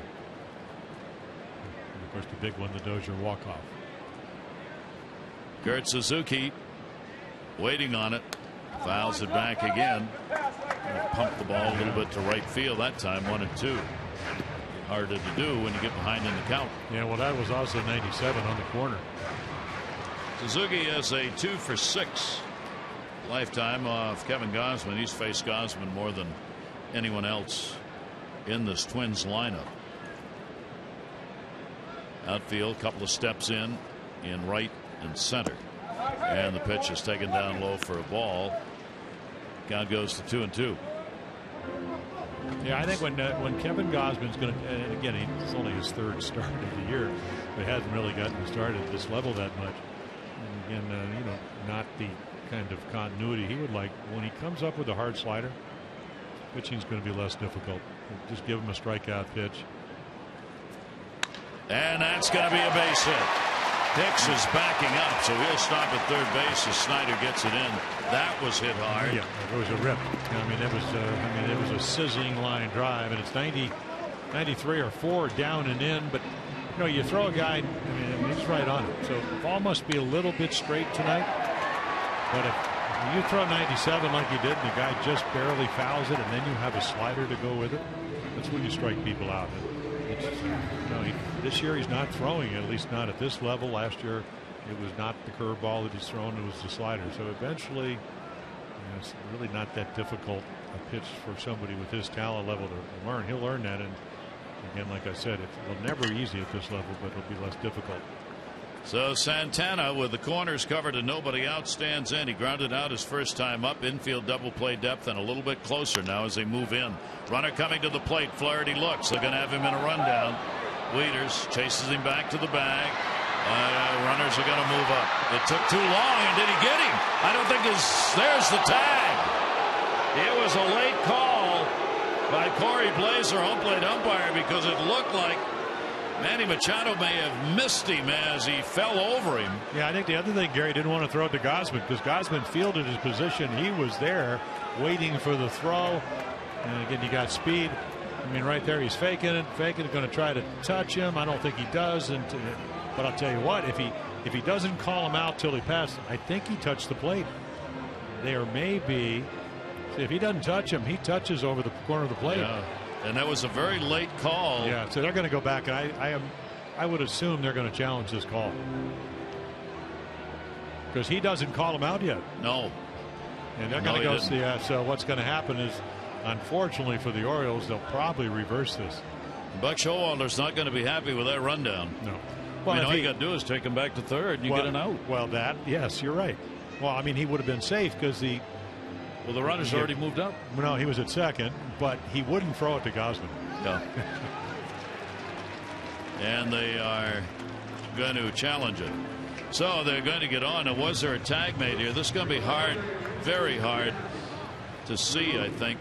Well, the point, though, is if the tag was made, the umpire should have called him out. Yep. So I would imagine wherever they are, in New York, very hard to tell from that angle. And but the umpire must not have thought he tagged him, or he would have gone up with the right hand. The other thing is, did you see him tag him after he slid across the plate? I didn't see any tag put on. Well, no, but that's when I saw the hand go up. I agree. That's right. Yeah. So I don't know. You saw it. And see what they say from New York. Yeah, Corey Blazer, the home plate umpire. Fans are seeing the replay on the big board. See, there was just no call made. Right. So Hicks, very late. Yeah. So Hicks is going to slide. And he's out. Yeah. There's just not going to be enough to overturn that call. Looking at the video. So that was a pretty late call. Yeah. But the Orioles going to get the out. So Hicks is retired at the plate, caught in the rundown. Suzuki moves all the way over to third base, and Santana ends up down at second. Rundown went so long that the base runners had a chance to advance, and the putout was on the runner coming to the plate rather than going back to third. Here's Dozier. Yeah, and he's only leading the league in extra base hits. He will take the first pitch on the inside corner for a strike, and he looks back going, what? And not only that, he's talking to the Minnesota dugout because they're all over him. So the challenge has been lost for the Twins. 0-1 the count. Wow. That's the kind of pitch we were talking about earlier. There's nothing wrong with that. I don't think. Well, I mean, maybe right here at the head, you don't want that. But that's the intent is to be not at the head, but to move them off the plate. Yeah. But this is why eventually, and that's a little bit close to the chin, and hitters don't like that, obviously. I think. Understandably. Yeah, yep. Exactly. But that's why the slider. I mean, it sets up this pitch right there. But now, when driven in the air to center field, Adam Jones will get it lined up, but it's deep enough. And Suzuki will tag. So will Santana. It'll be a sac fly for Dozier and a 5-0 lead. So what they've done is eliminate everything but the fastball. So it's almost like you're indefensible if you're a young pitcher, because unless you really locate, and he didn't, because that ball in the middle of the plate, they're getting what they're looking for, and they've done a great job of hitting it tonight, to their credit. You know, we talked how well they pitch here. They also hit. mean, their runs were almost 9/10 of a run more at home in a big ballpark than they are on the road. They maneuver things around seemingly, and last night, of course, moved the ball out of the ballpark. Runner on at third base. There are 2 down, and here's Mauer, already 2 for 2. Mauer's had the big night, 2 singles, 2 runs scored, moved up in a couple of wild pitches into scoring position each time he got on. So Joe continues to be a very hot hitter in this lineup and against the Orioles, getting that averaged up around the 350 mark now in his career against the Orioles. Pitch to him will be outside, and it'll go 2-0. So the Orioles bullpen active Brad Brock. Pitch count is also getting up there for Kevin Gausman, even though it's only the 4th inning. And then Matt Wieters has had trouble getting the leather on it tonight. It's almost like he's not seeing it, or again, maybe it's the back-to-back games. Yeah, first back-to-back games for Matt behind the plate. 2-0 delivery on the way. That's going to miss. Yeah, it's almost, and we always talk about you're down 5-0. You go, well, why would you pitch around somebody? Well, he's hitting 391 with runners in scoring position. So you can't afford to give up another run. And here's the intentional and that's pass. why you got to walk him. So Mauer will be given the intentional pass after they pitched around him. Dave Wallace started out. Buck Showalter called him back, and now Dave will trot out to the mound to talk to Gausman. First and third, 2 down. Bluth coming up.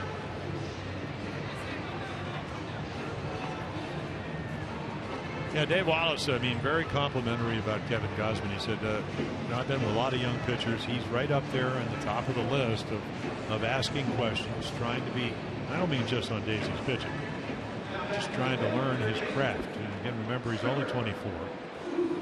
If you want to compare him to Kyle Gibson, who's in his 2nd year, he's older. Of course, Kyle had the Tommy John. Tonight, Gibson's having, number one, his team has scored more. And the other thing is he's got an extra pitch to work with, and he's used it. That is the 10th intentional pass Mauer's received. Miguel Cabrera is the leader in the league with 13. First and third, Plouffe, a double and an RBI, and he is struck out. Gausman's delivery to him, that one's down in the dirt, and Wieters will block that one. See, so what happens, and I went through this phase, you start a guy off the breaking ball because he's a good fastball hitter, and you miss. Now he is really sitting there. And if you make a good pitch, good chance of getting him out. If it's in the middle of the plate, and we've seen that tonight, you can count on it. Kind of like Dozier last night off a Hunter. It's going to have a hefty swing. Delivery by Gausman to him, and that hit him. Hit him in the back. Yeah, so now if you're Buck Showalter, you're almost forced to go to Brad Brock, and you don't want to do it, but you got it. Buck Showalter out. Kevin Gausman just losing it here in the 4th inning. As the bases are loaded, a run in. There are 2 down, and the rookie Sano coming up. So a very short outing and a disappointing one for the Orioles right-hander.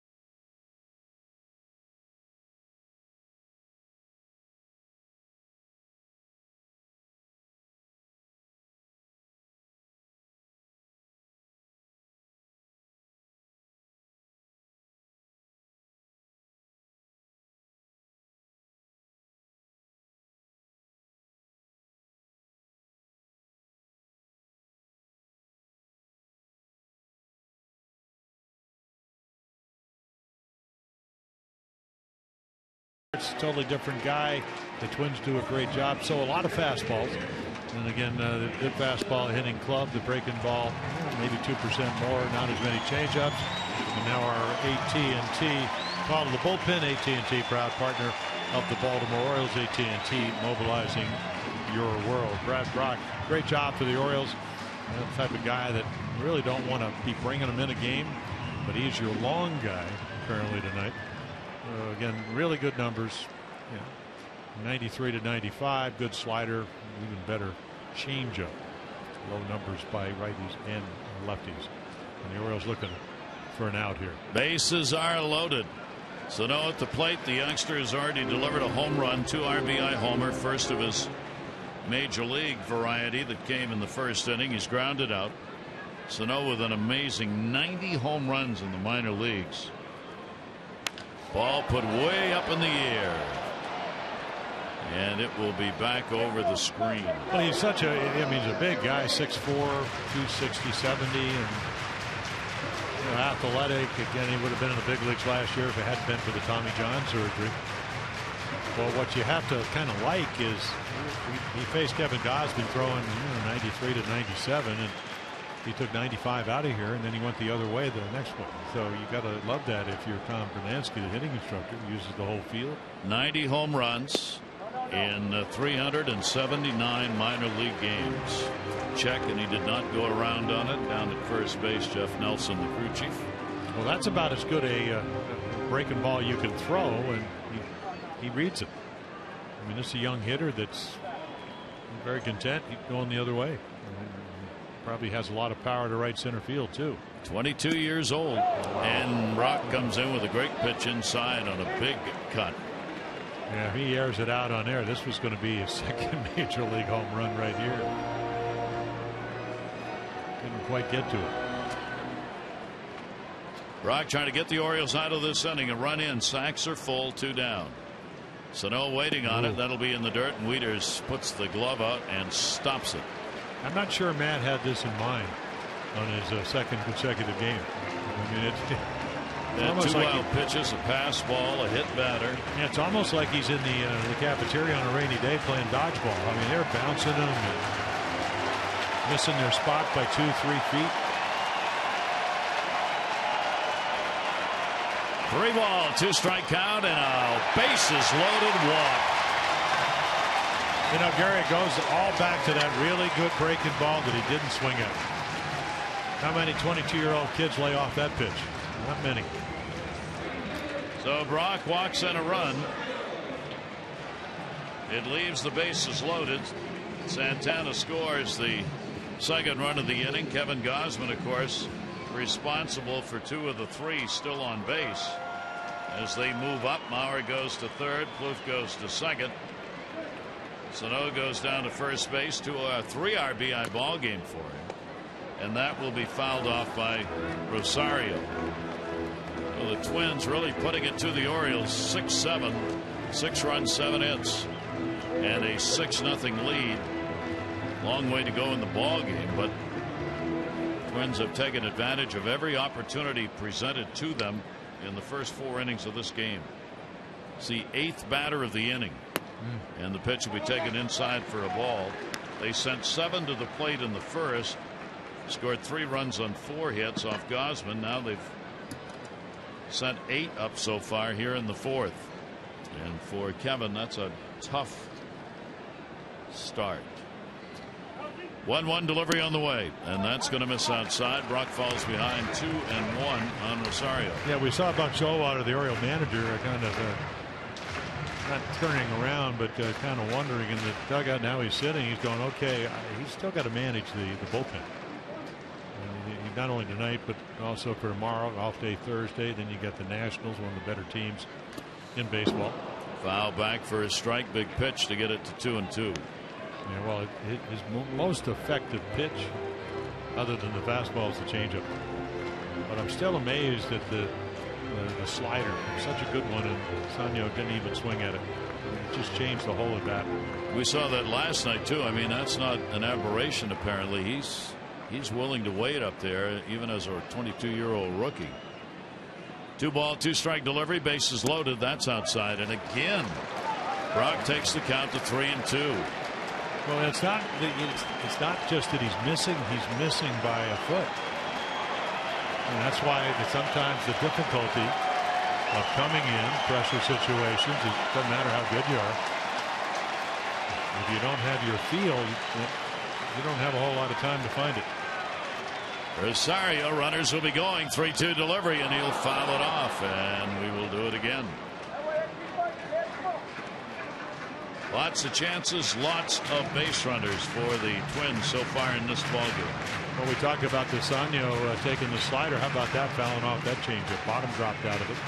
Most guys swing through it. He keeps the bat alive. We always talk about it when the Orioles are doing those kind of things. Tonight it's the Twins' turn. Rosario's 1 for 3 with the bases loaded this year. Delivery to him. Rosario's 2 for 4. That'll score Plouffe. Sano will score. He'll stay in the rundown. They'll get the out at second base to end the inning. But both runs score. So Rosario will be credited with the 2 RBI single, and the Twins have taken an 8-0 lead.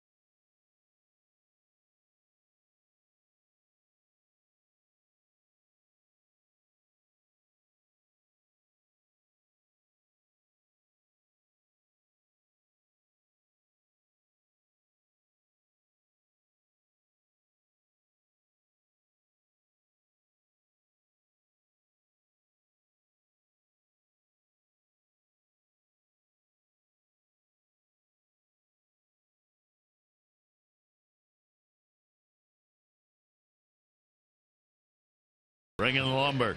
Well, they did. Both teams. Jones picking up a double for the Orioles. Plouffe a double. The home run. Sano got it. Parmalee delivers a double down the line, and Hicks a double. Extra base hits galore. I love these. Yeah. Have you ever had those? No. Oh my gosh, they are the best. What are they? They're donuts, but they're made on that little machine right there. You stand there, you watch. They make them fresh. They're hot. You can get sugar on them, as you see there. And I have a feeling with the day game tomorrow. What level are they on? Our level. Our level. And a base hit into left field. So Travis Snyder, going after the first pitch, delivers a leadoff single here in the 5th inning of an 8-0 ball game. Twins are 8-8. The Orioles are 0-4.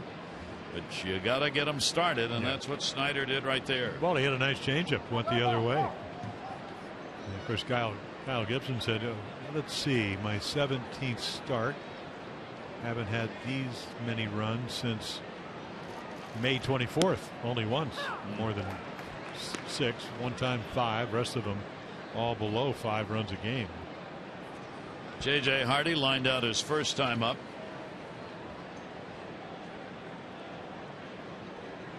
Gibson, Kyle Gibson with the breaking ball down and away. Gibson has walked none, struck out 4 for Kevin Gausman. 8 runs, 7 earned on 7 hits in 3 2/3 innings. 0-2 count. J.J. Hardy, a pitch way outside. Suzuki had set up there. Well, that's it, and that's the way you block a breaking ball in the dirt. It doesn't matter what the scoreboard says. I mean, that's why he is behind the plate. I mean, watch him go down and keep this ball. I mean, there's no backhand. Right there. He thought about it. I mean, just center your body somehow. I mean, it's really kind of the red badge of courage for catchers not to let those balls go by. That's what they work on all spring. Came back inside on Hardy, who will foul it back. So the Orioles, whose offense has struggled mightily, they need a big outpouring here in the middle and latter part of the ball game. Hardy really struggling here in the month of July. Only a couple of hits for JJ and 23 at bats. Runner off first base, ground ball, slowly hit and foul. And Suzuki got on the right side of it to make sure it stayed foul. I'm not a hitting instructor, but my suggestion to JJ, because he looks healthy, is move up on the plate just a little bit, because plate coverage is so important.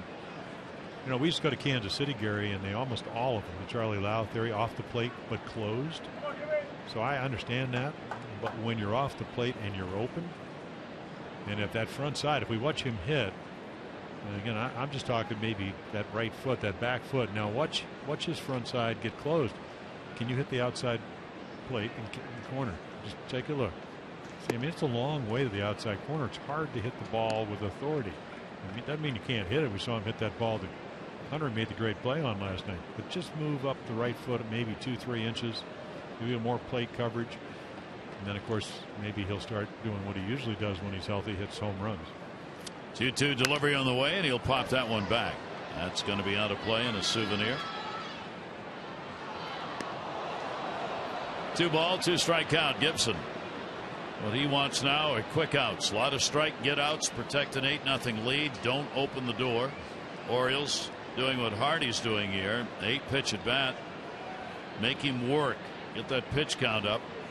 Try and get to the middle part of the bullpen, even in a big lead game here. Yeah, get him out of the game some way. 2-2 delivery on the way, and that will miss inside, and the count goes 3-2.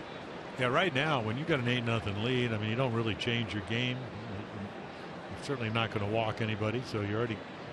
Snyder had the good at bat. You should get a pretty hittable pitch here. 3-2. Runner stays, and he does, and he drills it way back left field, and goodbye, home run. And the Orioles start a comeback as J.J. Hardy delivers the long ball for the O's. It's worth 2 RBIs, his 5th home run of the season.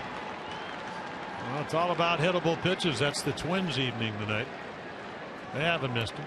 J.J., you're 3-2. You pretty much sit fastball, hope he throws it to you, and when you get it, that's the Brian Dozier walk-off home run type of trajectory.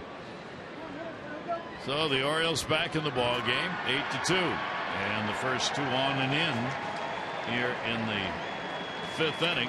And for our Maryland lottery contestant, William Wild, that's worth $500 on the home run by J.J. Hardy. That'll bring up Matt Wieters. That'll be the 11th home run surrendered by Gibson. And 7 of those have been hit by the right-handers. Now take a look right here. I mean, it's pretty much right down central. Sinker ball pitcher throws a strike. It doesn't sink. It sails. Sails into the left field seats. And Flaherty on a cut on a pitch away. Flaherty grounded out his first time up, so the Orioles 2 runs on 5 hits. And that's what the O's needed to come back off that bad inning. Only 3 hits by the Twins in the inning, and they scored 4 runs, but you had an intentional pass, another walk, a hit batter, and he got that one out in a hurry at 103. 2 ball, 1 strike delivery. Flaherty, that's where they weren't playing him. Wee Willie liked that one. And Flaherty is on with a single, so the Orioles get the first 3 on here in the 5th inning. Well, it's Retweet Tuesday. O's fans, you can check out Masson Orioles on Twitter and look out for today's Retweet Tuesday contest tweet for your chance to win a meet and greet with Buck Showalter. Be sure to follow the Masson Orioles for exclusive contests all season long. That's one of those pieces of copy like when you're 17 years old and you go in trying to get a job at a local radio station. They give you a paper and they have it turned down. They say, all right, sit in front of the microphone. We're going to record things. You just turn the paper over. You didn't have a chance to pre-read it. Now read that. Retweet, tweet, tweet, retweet. Did you ever do that? You didn't have to do that. You were a pitcher. You got the job automatically. Thank you. I didn't. That's what they did when you were as a youngster. You'd go into a local radio station, and they'd have a pile of paper turned over, and they'd say, "Sit down now, read this." And you turn one page over and read it, another page over and read it. They wanted to see how you'd react, and then have all the Eastern European names they could find in a news story. Never mind. Manny Machado takes the pitch, and the count goes to 2-0. Well, if you're a baseball fan and you like to read, if you ever read George Will's book Men at Work, one of the key times for a starting pitcher is right here, where you have a significant lead, trying to pitch long enough to get the win. And he's struggling. Yeah, and he sat on the bench. I mean, the good news was they were able to put a bunch of runs on the board for him. The bad news, he's struggling a little bit here to get the required 15 outs to win the game. Looks like an entirely different pitcher here in the fifth from what we saw in 1 through 4. Well, it started, first of all, it's funny how we've been talking about the struggles, the Orioles not hitting well, the running scoring position, maybe overswinging, trying too hard, blah, blah, blah. Snyder hit a good pitch to start this inning. And then, because of the scoreboard, which you pitched to, you got 3-2, and Hardy didn't want to walk him, and boom. Orioles trying to keep it going here. The pitch will be in there for a strike. Manny Machado, a base hit, and he has popped out. Manny continues his hitting ways here in July. And then don't forget the Flaherty hitting the ball to the opposite field. Yep, against the shift. Yep, exactly. 3-1 delivery on the way, and a ground ball towards second. This is the one he wanted. There's one, and there's two. Yeah, Manny's not going to be pleased. I mean, he had a good swing, hit it hard, but it was a pitcher's pitch in a 3-1 count. And that's what Gibson does. We've seen him use his slider and his changeup tonight, but he's a sinker baller, and that's what he gets. 4-6-3. And that gets you a little frustrated. So now 2 down and nobody on. As you would expect, he induces a lot of double plays. That's what it's all about for him. And when you're a sinker ball pitcher, your chances of getting those seriously high. 15 out of 17 games now. Yep. Brady's will go after it. He has flied out and struck out. And the big double play ball kind of settles the game down for him.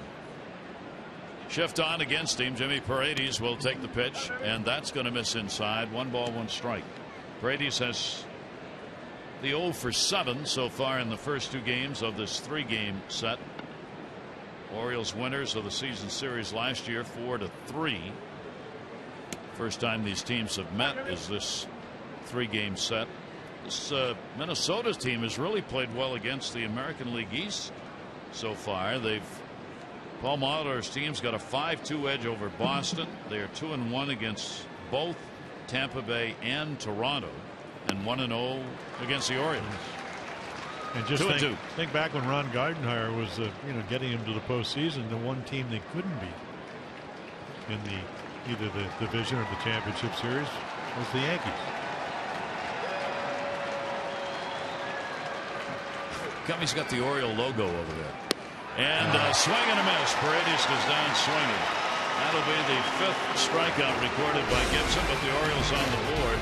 They get 2 runs on 3 hits. J.J. Hardy with his 5th home run of the season makes it an 8-2 ball game.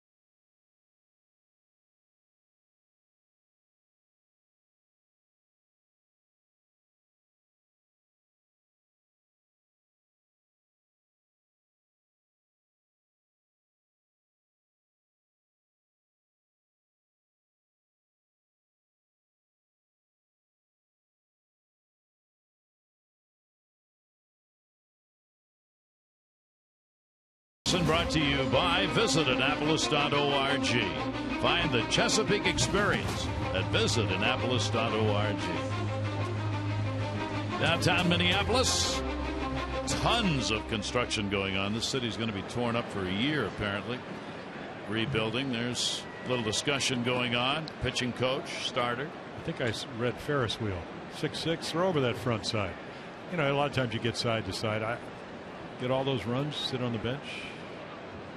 Maybe lose a little of your rhythm, because I'll tell you, he was rolling through the first 4. He was. Pitch will be taken for a ball. Brad Brock on the mound. Coming on in relief of Gosman in that 4th inning. To get the final out, did give up a hit and a walk. And a swing and a miss. Escobar was the only batter who did not come up in the 4th inning for the Twins. Eduardo Escobar with a base hit, and he is struck out. Hicks and then Suzuki due up against Brock. And that pitch is going to miss down low. 2 ball, 1 strike count. Orioles will be heading home after the ball game tomorrow. It is a day game. Remember, tomorrow. The ball to Jimenez. Tommy Malone the left-hander. It was 4-1. And that one's going to be fouled back into the screen. 12:30 for O's Extra, and 1 o'clock on Masson. 12:10 start here. Yeah, I remember playing one of these games eons ago, and Harmon Kilbride played third, and you could always find Harmon. Call that a strike, I think. Yep. Take a look right here. Sitting away, ball in. It's over the plate. And then Corey Blazer calls it. But Harmon hit a high. Louis Aparicio hit a high chopper. Harmon kind of threw it down the. Missed first base by about 10-15 feet. And Louis scored. A high chopper to third. All the way around. Threw it all the way down in the right field corner of the old park. He had the wheels to do that. Yes, he did. Little Louis. Here is Aaron Hicks. Hicks with a double. And get caught in a rundown trying to score. Pitch will be taken down low for a ball. Orioles, of course, play these Minnesota Twins, as Jim well knows, 1969, 1970. ALCS, beat them both times 3-0 to move on. Right there in the days of Killebrew. Jim had the win in Game 3 in 1969 over Miller in an 11-2 final. The Orioles had won games 4-3 and 1-0. McNally winning Game 2, Jim getting Game 3, and then the Orioles came back in 1970 and again swept Minnesota 3-0 in the ALCS, and Jim had the win in Game 3 in that one too. And the walk puts a runner on to help us paint the park orange Saturday when the Orioles host the Nationals Battle of the Beltway. First pitch 7:15. Enjoy a beautiful summer night in Birdland. Regional rivals squaring off in this great matchup. Go to Orioles.com for tickets or 888-848-BIRD. Yeah, that playoff game, the Twins had a pretty, Tovar led off. You had Carew, you had Oliva, 2 batting titles. You had Killebrew on his way to the Hall of Fame. And the first game, that 4-3 game, Luke Powell had a 2-out home run off of Jim Perry. Didn't go to Ron Peronowski to tie it up, and then Paul Blair dropped a bunt down in the 12th inning, and McNally beat Boswell 1-0 in 12. The next day in Baltimore, we came out here, and then of course we got the laugher. We got all the runs. 11-2 in your ball game. Yeah, that was quite the series, and for Blair, the game winner, to have a bunt single in the 12th inning of that first ball game. Peronowski took the loss with that. 2 outs. Yeah. Mark Belanger scored. 2 evenly matched teams. That's what the playoffs can do to you. You win 109 games, they take them away, and you got to win. Pitch on the inside corner for a strike. Not real happy. Kurt Suzuki gave it the old 360 turn and walk away. Suzuki with a base hit and a run scored. Got out of an 0 for 13 in the 4th inning when he picked up the single. Well, Hicks got a leadoff double, and then Kevin Gausman got 2 strikes, and he just hit a P into left Runner field. goes. Here's the throw. Waiters one. Hopper will be blocked.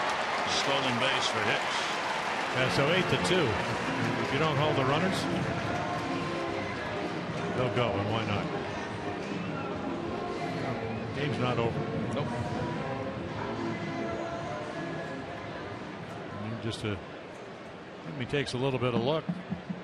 Waiters would, of course, they stole that on Brad Brock. I'm not sure even a good throw would have caught it. 7 out of 8 for Hicks.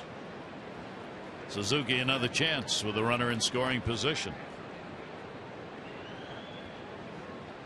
Here's the 2-2 delivery on the way, and that will be foul back. There is one away here in the 5th inning as Twins try and get one or more of those runs back. The Orioles got 2 in the last half inning. Hicks getting it all done here in this ball game with a double, walk, stolen base, caught in the rundown, stayed in it long enough to get runners moved up, and they would ultimately score. 2-2 delivery. Suzuki's going to get a base hit into right field. Late start. Hicks will stay at third. Throw into the cutoff man comes all the way through from Davis in right field.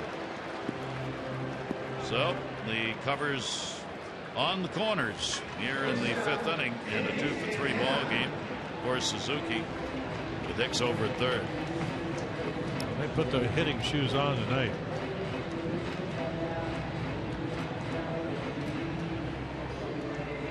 And another chance. Put some runs up on the board. Number 9 hitter Danny Santana. Santana fielder's choice in the 4th inning. He would come around to score. He's got a 3-game hit streak coming into this ball game. Orioles will stay back for 2. Brad Brock looking for the ground ball himself, as Gibson did in that last half inning. It's going to be a little bit outside.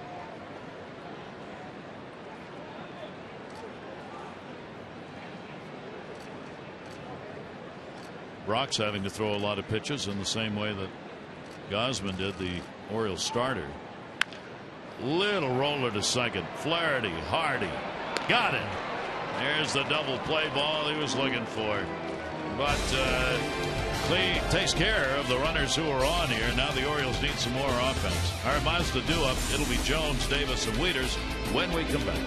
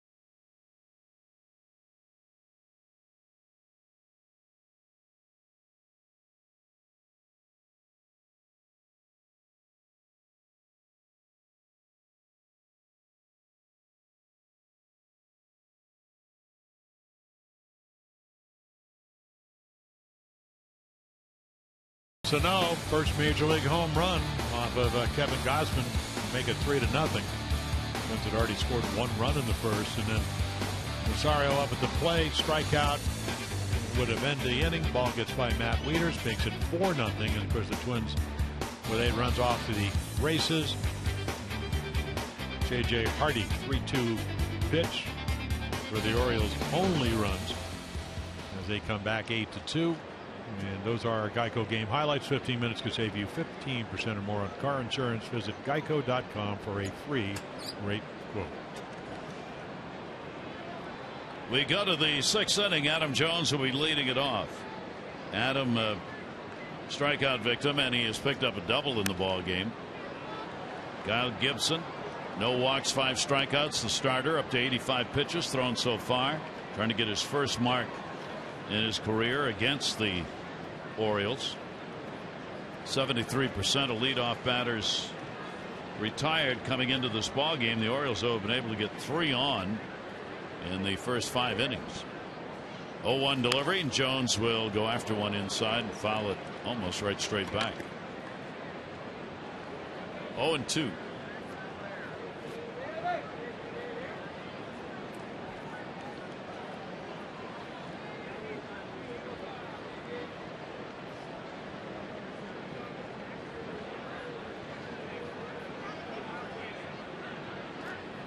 Gibson ready in the 0-2 delivery, and Jones started. Did he go? No. You could see Corey Blazer immediately down to Jeff Nelson at first base. Adam does a nice job. Let's see. Yeah. And kept the bat head back, and the hands went forward. So the bat head didn't travel enough to call him out. Gibson, the 1-2 delivery to him. That time he chops it fair. He'll be tagged out. Nice play by Mauer. The ball stayed fair. Yeah, because by getting to it as quickly as he does, he's able to catch it and tag him. Otherwise, could have stayed fair. Adam would have run right by it. And it's time for you to tweet your strongest fan photo. Use O's Couch Camp, and you just might see yourself in an upcoming broadcast brought to you by T-Mobile. 1 down, 6th inning. Davis has struck out twice. Chris has had some nasty pitches thrown inside to him by Gibson in the at-bats. That one pretty much down the middle. Yeah. Yeah, he struck out on 2 breaking balls down and in, and then Gibson must obviously, well, he likes his breaking ball tonight, and why not? Jonesy almost swung at one. They came back with one, gets the ground out. See, I mean, he's got that sinker, and I mean, that's something that you can live with throughout the season. I mean, if you can throw that pitch to a lefty, you'll force Chris Davis to either hit it down the left field line or roll over and hit a ground ball. And there's a perfectly executed 2-seam fastball. And now you can see Suzuki saying something up in the zone. And that was up. Maybe not that high. Off the glove. Well, now, Paul, but they do have one of the biggest, if not the biggest, statues of Paul Bunyan. Not in Minneapolis, but in Minnesota. So that was the Paul Bunyan pitch? Yes, the high fastball. High fastball. Bunyan-esque. 1 ball, 2 strike delivery on the way, and he turned away on the pitch. Well, not that far off the plate. And a 2 ball, 2 strike count. Chris has reached base 17 consecutive ball games.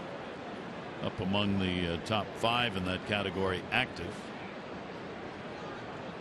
Big shift on, 2-2 delivery, and he rips it foul. Yeah, Chris is doing a better job. I mean, maybe not tonight because he's really gotten pitched to, but you watch his hands, they're not dropping quite as far as they did last year. It's been something he's worked on really since the beginning of spring training. Scott Coolboss and he had him, Scott in the middle. Just trying to get a little more direct to the ball. Fights that one back. Good battle here with Gibson, and holds the count of 2 balls and 2 strikes. Matt Wieters waiting on deck. Orioles down 8-2. The line 8-9-0. 4 left for the Twins. 2-6-0 the Orioles. They have left 3. Hardy the home run for the O's. Up and down the lineup for the Twins contributions. Dozier's got an RBI. Mauer has scored 3 times. Bluth's got an RBI. Sano's had the home run and a bases loaded walk. 3 runs batted in for him. Rosario 2 RBI double. And Davis 3rd time down. Yeah, just a fastball. Might have been a 4-seamer, a little more velocity, 93. And again, Chris, you struck out the first 2 times on breaking balls. You might have had that in the back of your mind. That'll be 6 strikeouts for Kyle Gibson. His high is 9 in a ball game. Well, if you can pitch, and Gibson can, because he's been that good this year for him. 3-point ERA, 3.04 coming in. 8 runs is like Christmas. You don't have to change anything. One pitch is not going to mean the difference of any magnitude in the game. He'll hit the 100 pitch mark, as you saw here, and Matt Wieters will take it down low. He has struck out and grounded out. Matt had a little tapper out in front of the plate, played by Suzuki. 2-0 delivery on the way to Wieters, and that one's going to miss outside. So Wieters gets ahead on the count, 3-0. Gibson has not walked anybody. Yeah, yet. he avoided the walk to Hardy by throwing a 2-run home run. Got behind him 3-2 with an 8-0 lead, made it 8-2. 3-0 delivery on the way. Matt taking all the way and walked him on 4 straight. So at 2 down, the Orioles get a base runner on here in the 6th inning, and that'll give Parmelee a chance. Another power bat coming up against Gibson. Parmelee has a double, and he is grounded out. Ended an 0 for 14 with that double in his first at bat. Dunsing has been warming up. Well, he's well rested. He came in for 1 pitch last night. Got a ground ball, double play. Yeah. Ended what could have been a big inning. And a strike on the outside corner to Parmelee, former Minnesota Twin. Had a lot of chance to talk with former teammates, interviewed by a number of members of the media from Minnesota over the couple days the Orioles have been here.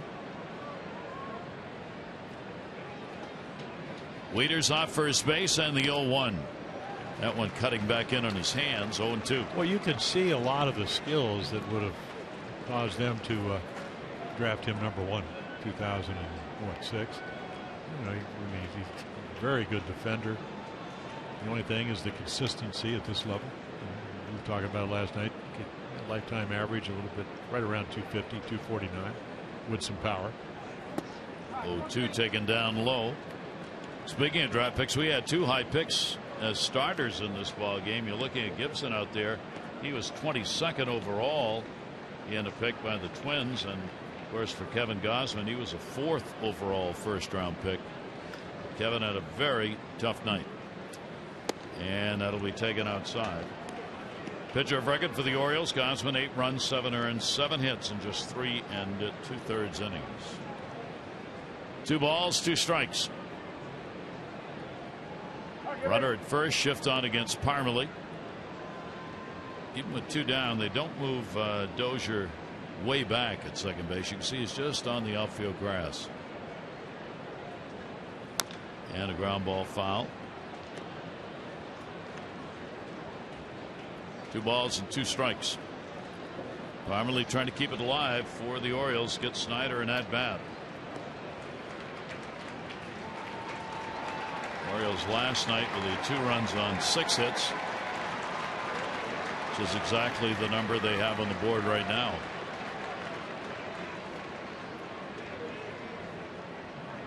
Gibson ready, and the 2-2 pitch, and that's going to go to center. Hit hard. Hicks back, charging. Got that one on stride. No runs, no hits, no errors. 1 left on base. Summer.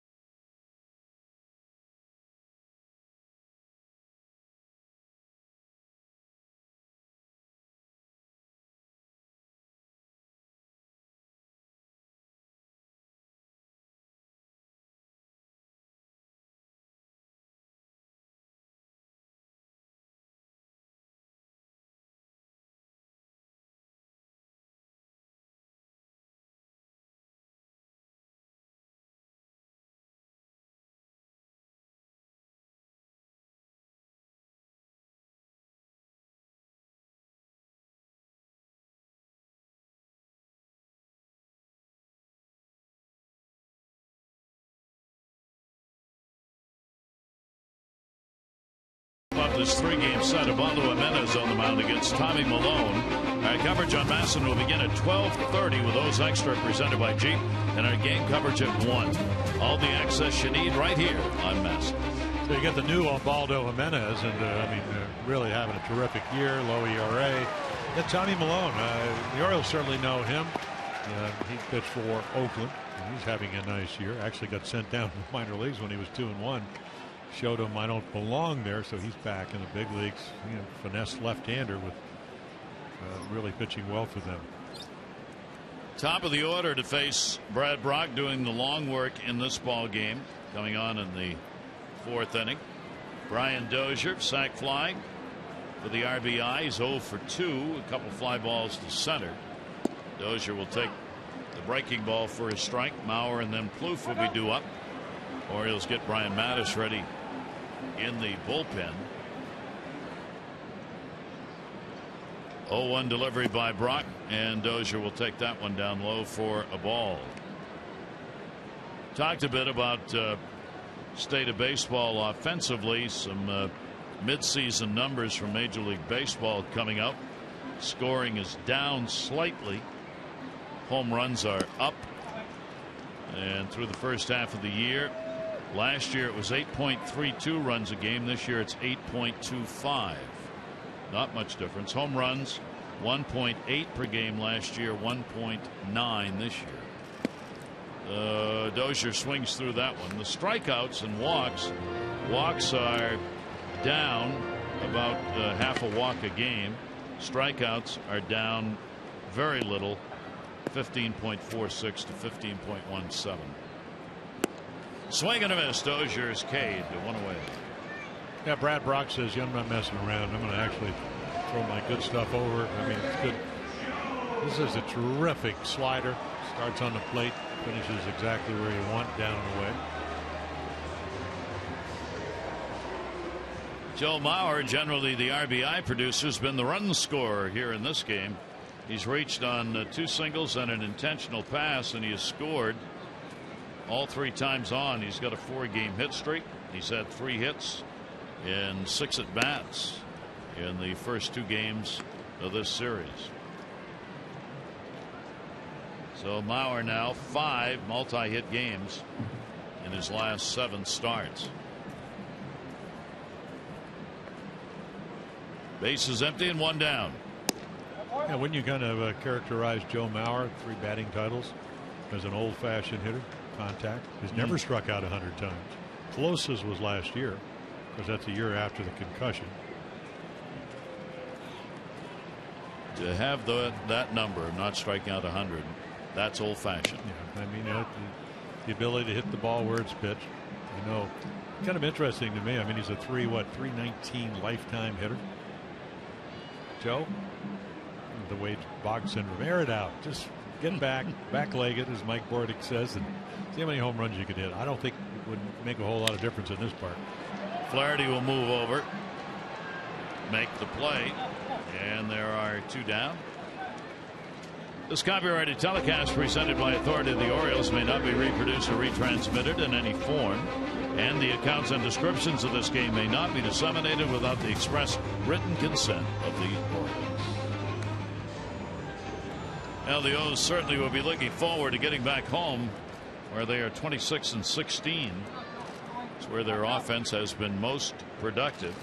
They're 17-24 on the road right now, and facing an uphill climb in this one, trailing 8-2. That one in the air, left field. Snyder back, and he's got it. So Plouffe is retired, and Brad Brock sets him down 1-2-3, 6 complete, 8-2 Twins.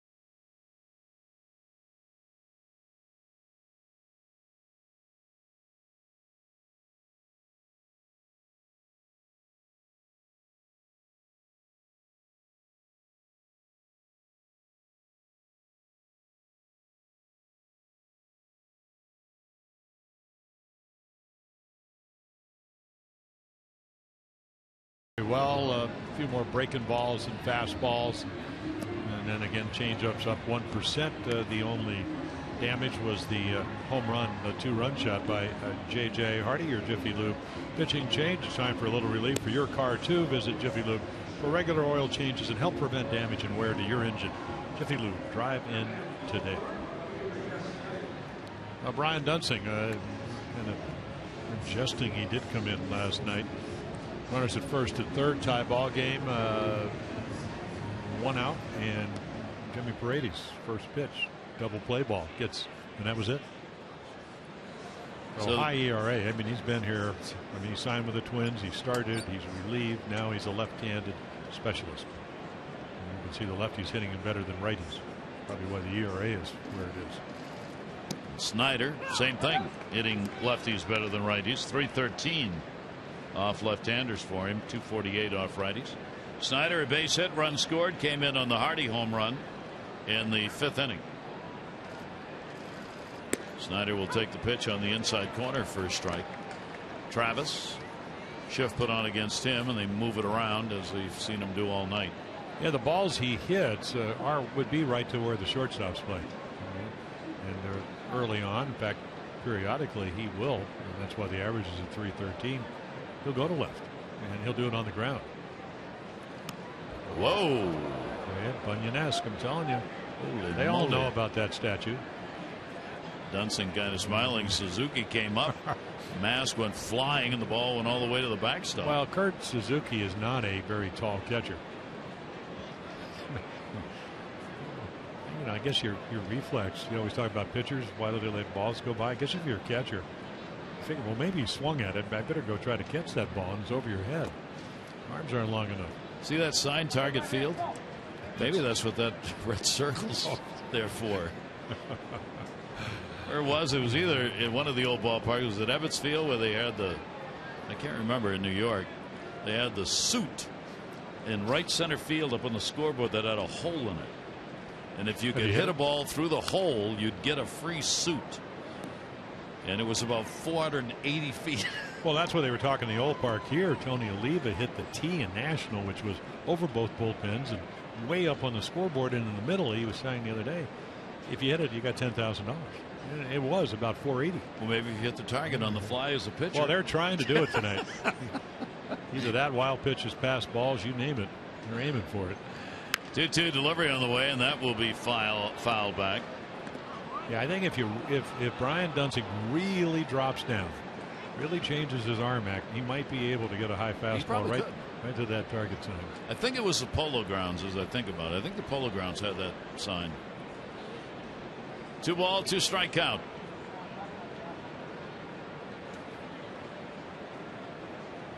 Pitch on the way, fouled off. I remember Yogi Berra talking about that, and Yogi would say, you know, in those days, you didn't make a lot of money. And if you could get a free suit and could hit a ball through there, guys tried to do that. It mattered. Well, when I started playing, Eddie Stanky was the manager of the White Sox, and if you made a great defensive play, he'd give you a suit. Of course, suits were about $79 back then. Same as now. Yeah. 2-2 delivery on the way, and the breaking ball is going to miss. That's right. And, you know, Joseph A. Banks, buy a suit, and we'll give you enough for the rest of your family. Or friends. Bring the flock down. I mean, it's unbelievable. A 3-2 delivery on the way, and we both do legitimately shop at that apparel. I think what we really should have is an apparel contract for announcers. I mean, there's no reason why that can't happen. Don't you think? Joseph A. Banks? Well, no, I used to be on the board. Well, for goodness sake, influence yourself there. I didn't get anything for that. Count is 3-2. Dunsing's delivery to Snyder. Boy, he hit hard, but right at him in center. Hicks is there. Yeah, wrong guy to hit it to. Take a look at our Lexus at Towson driving the game, J.J. Hardy. Yeah, 8-0. Gibson doesn't want to walk him. Gets a hittable pitch and smokes it. Well, there you go. J.J. home run number 5. A couple of RBIs. 21-2. Lexus at Towson, the area's #1 volume Lexus dealer. 5 years running. See why at LexusAtTowson.com. J.J. Hardy. Home run lined out. And it was Ebbets Field is where that suit sign was. Yeah, Phil Wood is listening. I know he'll know. We knew we'd get an answer on that in a hurry. So Ebbets Field, win a suit. Yeah, I went to the Polo Grounds. Never made Ebbets Field. Play made on Hardy by Santana, and there are 2 down. In fact, when I was doing all the jockey stuff, the jockey underwear stuff, I had to do a store appearance in Brooklyn, so I went to the old Abraham and Strauss A&S store. So when I came out, apparently a really nice restaurant, one of the famous restaurants right next door, and we were waiting to go back to cross because we were playing the Yankees, and I go, where was Ebbets Field? And nobody knew. Nobody knew. Yeah, because it had been knocked down, and Dodgers had moved out to the Coliseum, and then eventually Shepherd's Ravine, where they're still playing. And the Giants went with them. Eventually, yeah. And then you start reading there was a book called the 1956, The Last Great Year, about the 50s, really the boys of summer. Yep. Those great Dodger teams that always, other than 55, seem to get beaten by the Yankees in the World Series. Flaherty went. He goes, no, I didn't. Walter O'Malley was going to, or at least attempted to get the land to build a dome stadium in Brooklyn in 1956 or 7. Imagine that. Domed. This is a call to swing. It wasn't. No. But it is now. And an 0-2 count on Ryan Flaherty. Flaherty a base hit, and he is grounded out. And you're going, well, it's 8-2, but the only way you don't make it 8-2 is to get those calls. There's a curveball. So Dunsing actually started for the Twins for a number of years, and it wasn't really successful. And went 9-14, and then they put him, because of his repertoire, out of the bullpen. 1-2 delivery by Dunsing's a heater. Now nobody's happy. Yeah, we're going to even it up a little bit. That ball probably has been a strike all night. Ryan Flaherty doesn't matter. Never mind. 2-2 on Flaherty. 7th inning, 8-2 lead. 2 down, nobody on. Dunsing in relief, delivers, and outside. Missed by a lot, obviously, on that one. Full count. So Flaherty, the Orioles need base runners, and that's what he's trying to do. Get on, turn the order over, with Manny Machado waiting on deck. Ryan knows his chances at the plate will be reduced now with Jonathan Scope back. These situations, night game, day game tomorrow, he'll be playing one of them. 3-2 delivery, and he fights it back. Yeah, he's really made a nice adjustment. I think the book has changed a little bit. They still play him the shift, but he's hit more and more balls the other way. Wider stance, dropped his hands, hitting lefties. 243 off lefties, pretty good. Yeah, not susceptible to the breaking ball quite as much. And he's gone. Flaherty hoped not, but Dunsing will get the strikeout. So the Orioles are retired in order. 7th inning stretch time with the Twins on top.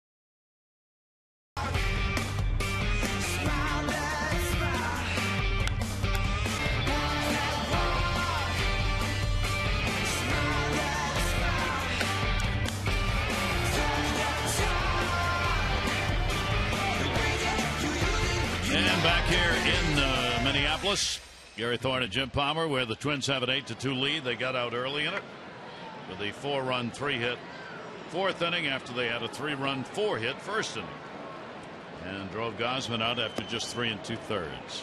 Bottom half of the 7th inning. Sano at the plate. Sano, first home run, 2 RBIs first inning. A walk with the bases loaded in the 4th, and he is grounded out. Brad Brock remains on for the Orioles, coming on in the 4th to get the final couple of outs needed. Yeah, he's done, other than the first inning, he struggled a little bit, but he's done a nice job. And he's got 3 pitches. Kind of borderline starter stuff. Long man for the Orioles for this one, so the Orioles tonight will be making a decision on who would be a long man tomorrow if needed. We hope never. That's a base hit. Well, they got to be really pleased with this kid's at bats. He set up the whole bases loaded walk by taking a great breaking ball, and then right there he gets a breaking ball for a low and away strike. I mean, look at this ball. I mean, it's outside third of the plate. I think it's a good pitch, and he just goes down and rakes it into left field. What a start for the rookie, the young 22-year-old. He's on. Brian Mattis ready in the bullpen. That'll be it for Brad Brock, 7th inning, with 1 on and nobody out.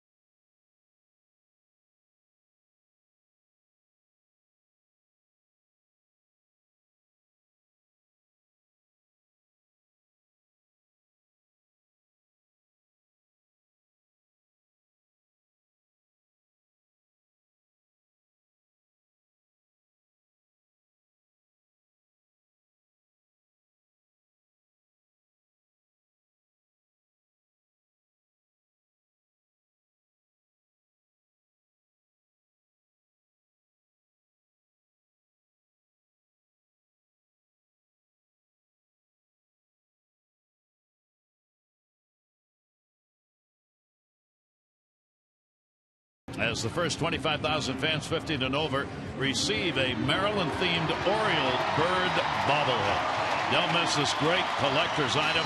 Good seats still remain, but they're going fast. For tickets, Orioles.com or 888-848-BIRD. Now Brian Mattis comes in, last pitch on Sunday, a couple of strikeouts, so base on balls. On one of those rolls, really pitching well for the Orioles. I mean, this is a keep the score of the way, get your little tune-up. 1 run over his last 14 innings pitched. Runner on at first base, leadoff single. Sano got it. Rosario a double, 2 RBIs. Has struck out and grounded out. Eddie Rosario, 10 hits on the board for the Twins. And that pitch is there at the knees from Brian Mattis for a strike. Yeah, he got a big 2-run single in the 4th inning. Hit it to left field, 3-2 pitch. Went down and got it. Because the Twins early on, some marvelous at bats. He's hitting 250 off the left-handers, 270 righties. That one, Brian Mattis blew by him. Wasn't looking for that one and gets a strikeout. Yeah, even if he was, I don't think he could have hit it. So the last 12 1/3 innings, 19 strikeouts for Brian. You know, the suspension, it's almost like he added a little more on his fastball. Command's been better. You know, this ball, I mean, it's getting kind of back where the velocity was when he was starting. Escobar, 2 strikeouts and a base hit. Eduardo Escobar, runner on at first. Infield at double play depth. Pitch inside. I want to thank Peter Spike, Delaware North, here at the ballpark. We talked about those little donut baskets.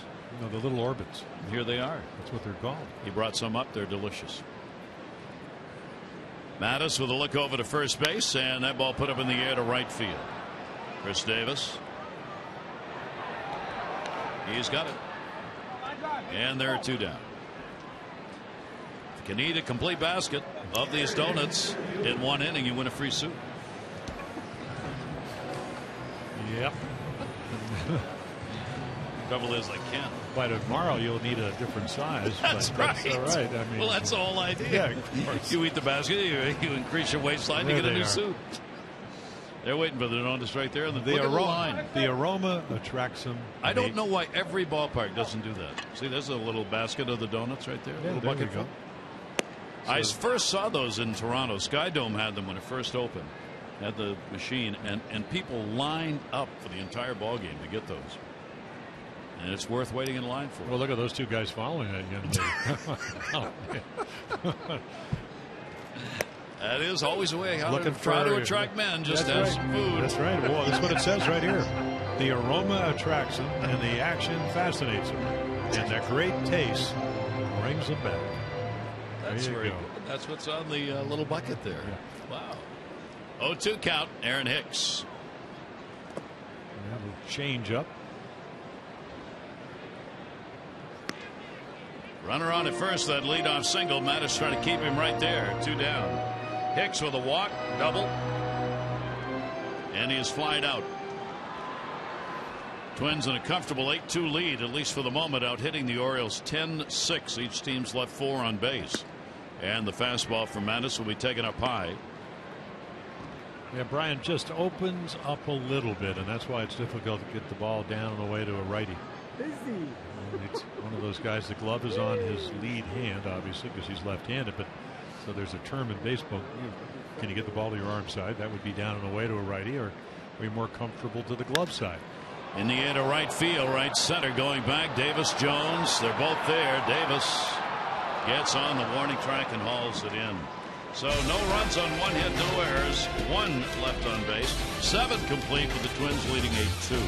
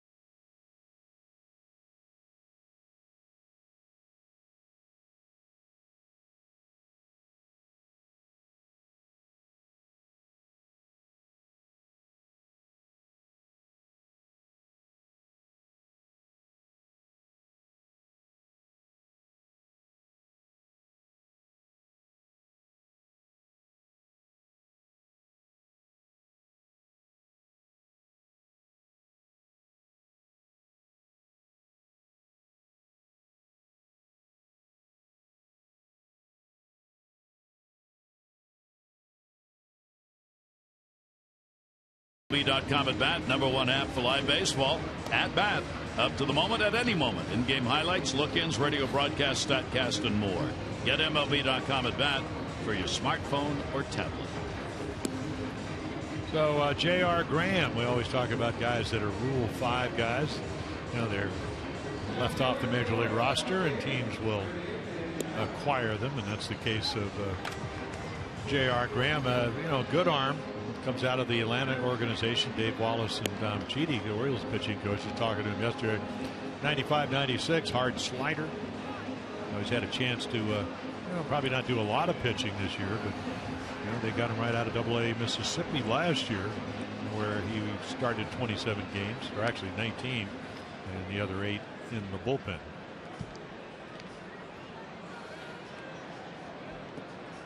So he goes to work here as Dunsing worked an inning, retired all 3. Robinson's come on to play in left field. Robinson in for Escobar as we go to the top of the 8th inning. That long, lean look in. Pitch on the way. Will be taken for a ball. J.R. Graham. Take a look at the socks that he's wearing out there. It's a great and a heart-wrenching story. He has always worn his baseball socks and stirrups like that because his mom is legally blind, and so whenever she would go to the field to watch him play, she would know who he was. She could make out the color differential even though she couldn't really see him. So she'd watch him play and knew where he was on the field by looking at the stirrups that he wore, because nobody wears them anymore. He's the only one, and that's why he does it. That's a real touching story, and he continues to do that for her at the major league level. That's an old-fashioned look right there. 3-0 count. Kind of what I wore. Yeah. It is. That was. Now they blouse the pants as they go all the way down. You could take your pants, and it depends on your inseam, and you could get them a little bit lower, maybe to the top of where that stirrup is. And then you wear the white sanitary socks, maybe double them up underneath so you don't get blisters.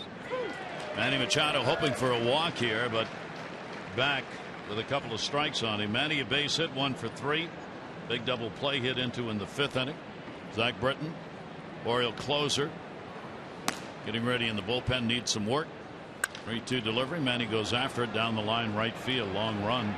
Rosario coming over, and right fielder will not have a play.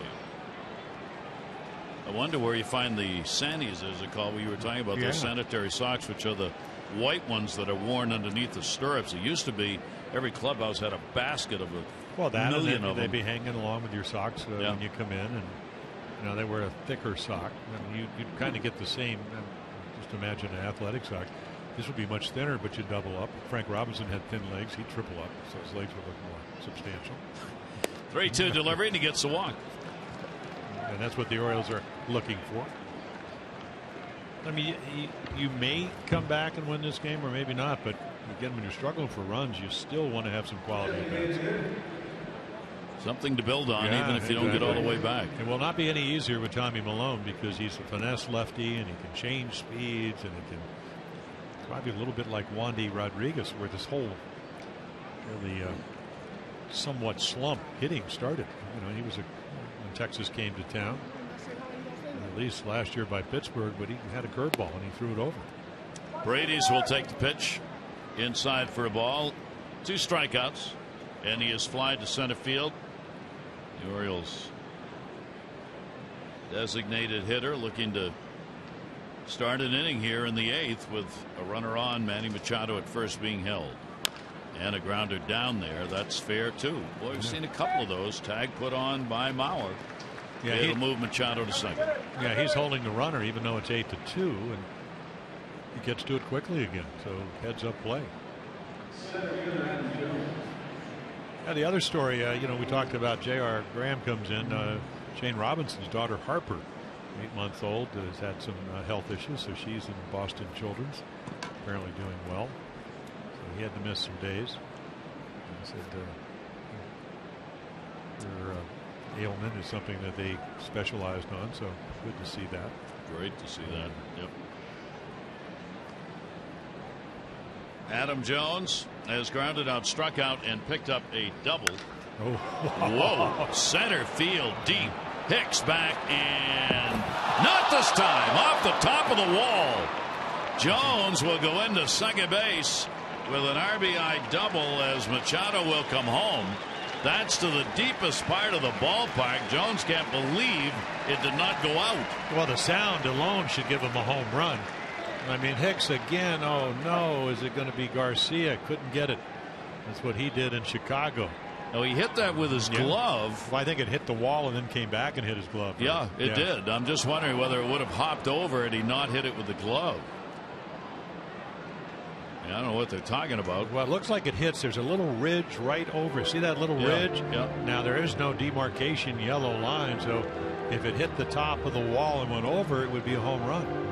But because it hit that wall and came back, I would imagine, and maybe they'll reverse it. I think you're going to ask them to look at it. So again, I don't really know the ground rule out there. They usually give that at home plate. I almost caught that ball. I don't know. I don't know why there'd be a ground rule. Yeah. I mean, that's just like hitting the top of the wall. And Either goes over or it comes back. Yeah, unless there's a yellow line, and there isn't one. Don't know. He wailed it. Oh, did he ever? I mean, just the sound. You were talking about it last night. It seemed like, about 5 balls last night? The sound off the bat. And I don't know if it's because there's a lot of, I don't know if it's the stone or the tile they have or whatever. It just seems like it's an echo. It does. It really does. So now they're checking something. I don't know what. There is a review here. Was it in play or a home run? Well, it's in play. Yeah, it is. I mean, it just hit the top of the wall and came back. So Adam Jones delivers the double and an RBI, and the Orioles make it an 8-3 ball game. Well, that's double doubles. Yep. For Adam Jones. So the Orioles pick up their 7th hit of the ball game. 2 of them coming here against Graham in the 8th inning. Well, he hadn't shown anything but a fastball, and he hasn't really located that well. So if you're Chris Davis, at least until he proves he can do something else, you're looking fastball, and that's what exclusively you'll look for. Chris has 3 strikeouts on the scorecard. Pitch will be taken outside for a ball. So there is the first breaking ball, and you'll still be looking fastball. He didn't throw it for a strike. All 3 strikeouts have been swinging Ks. Shift on. Jones off second base. Davis goes after it. That'll go to first. Mauer. And there are 2 down.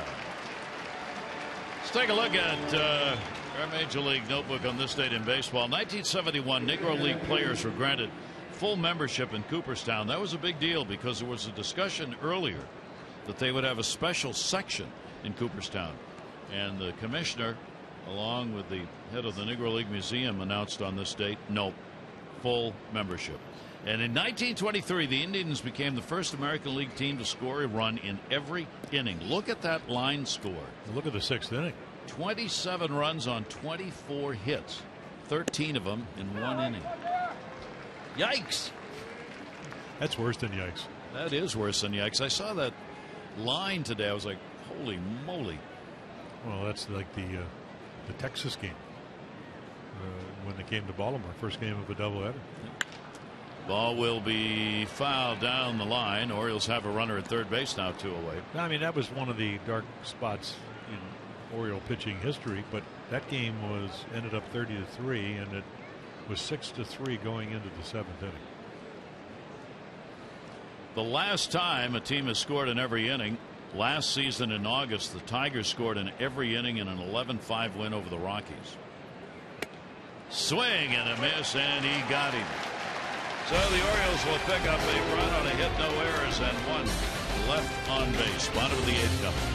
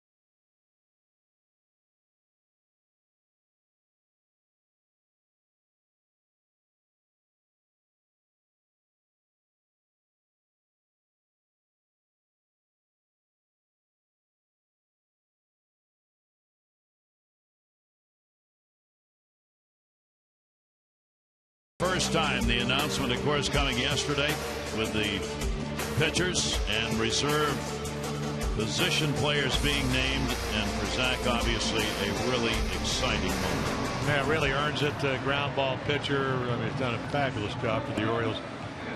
Couldn't do any better. I mean, the one blown save last year, 37 out of 41, low ERA, innings, a lot of them, no walks to speak of, 7 of them, a lot of strikeouts, more than an inning, and then the low batting averages. And a lot of those hits, infield hits, especially by the right-handed batters. So bottom half of the 8th inning, Brian Mattis worked an inning at a strikeout. Brad Brock 2 1/3. No runs, 3 hits, 2 walks, 2 strikeouts for Brad. And Kevin Gausman charged with all 8 runs, 7 earned, 7 hits, and 3 2/3 innings. And the pitch in there for a strike. Bottom half of the 8th inning, Suzuki up, 2 singles, 2 for 3, and a run scored. Santana, then Dozier will be due up.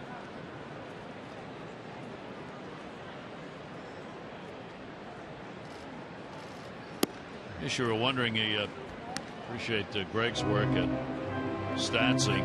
We were looking at those teams that scored a run in every inning of a ball game. There have been 13 that have done it since 1923. 13 clubs in the American League. Pitch is taken down low for a ball, which actually I thought is a pretty large number. Yeah. That's a pretty good feat. That's what you call sustained offense. Yikes. Imagine what happens to the team ERA after a game like that. Well, I do remember on, again, that horrible, I remember the date, August 22nd. I'm not sure if it was 2007, 8, 9, Mazzoni. The Orioles, that was August 22nd.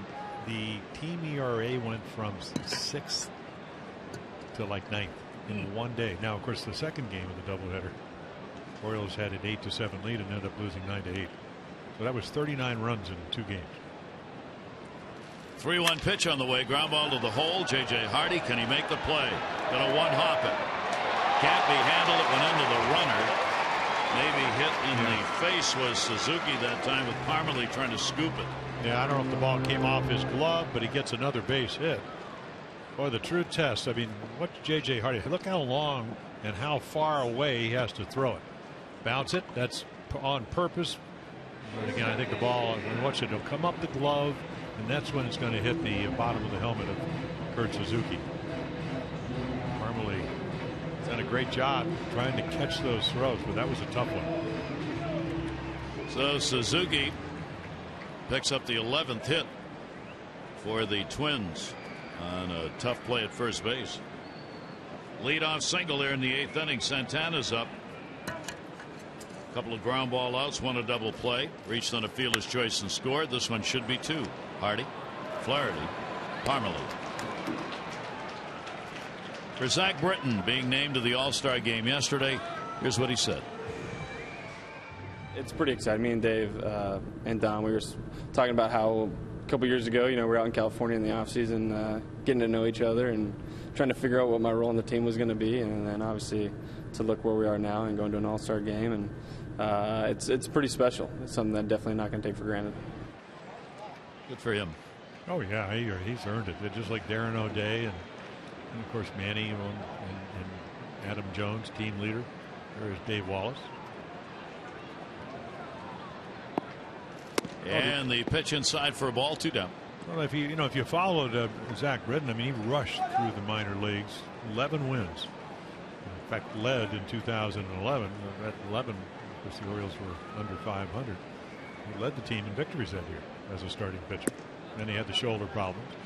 It was the heavy ball weight routine all winter, and boy, the velocities come back, the health's come back.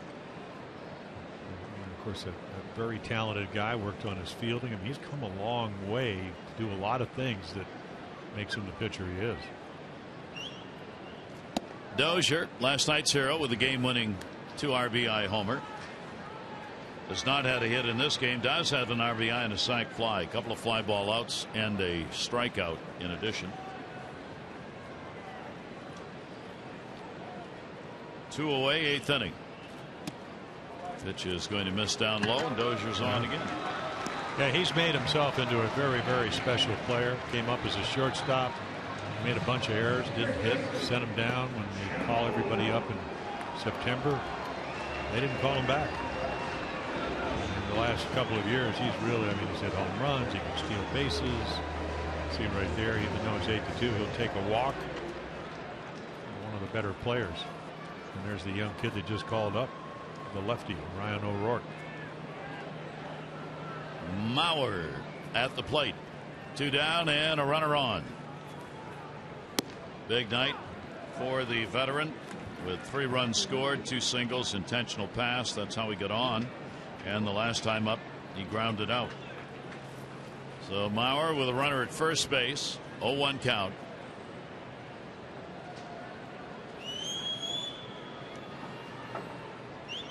Pitch on the way, and that's going to be taken down low. Paul Molitor is saying before the game last night, he was talking about Mauer and said all those fly balls that used to go to left field into the seats at the Metrodome are caught on the warning track here. So we've tried to get Joe to think about pulling the ball. It's something he hasn't done a lot of. He's an opposite field, very good opposite field hitter. All the fans want home runs, but he's not a home run hitter. Well, they said that about Wade Boggs. He ended up in Cooperstown. I mean, the 100 walks and the 200 hits a year wasn't enough. They needed to drive in more runs. He needed to do that. One year he had 24 home runs. Well, Joe hit, I think, 27 when they were at the Metrodome. So now they want him to pull the ball. There's room out there in right field for a lot of hits. 1-2 delivery. That's going to go to short. Hardy will make the pick and record the out. No runs on 1 hit, no errors, 1 left on base. The Orioles will go to the 9th inning, trailing the Twins 8-3.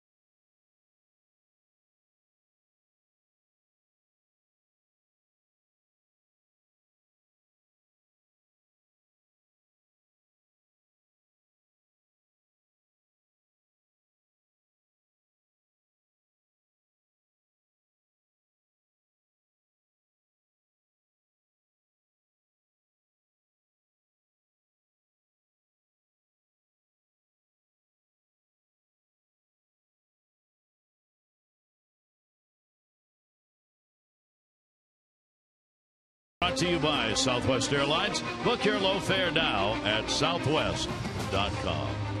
We go to the 9th inning of this middle game. Twins trying to take the first 2 up by 5. So Ryan O'Rourke out of Worcester, Massachusetts, major league debut. Again, those are the numbers. They're really not obviously as good as he would like, but what he does do and what they do need here is a left-handed reliever that can get lefties out. That's what he was able to do down at AAA Rochester. Used to be the Orioles AAA affiliate. Left-handers were only 3 for 24. 5 walks, 18 strikeouts. So you bring a guy up. We'll see how he does here. Different baseball, but first time he's ever pitched in the big leagues. Major league debut, and he's 27 years old when he gets the chance to do it. Steve Pearce is going to be the pinch hitter for the Orioles. You get a right-hander up against him. Parmalee had a 1 for 3 for the O's, hitting in the spot a double. And with Malone a lefty pitching tomorrow, at least starting, Pearce in bat, and that might work. Sinking fastball in the corner. So he enters the majors with a strike. Jonathan Scope Pinch hit on deck for Snyder. 0-1 delivery by O'Rourke over the top, foul back, and Pierce behind on the count 0-2. So much for the left-handed matchups. But then again, it's a good test.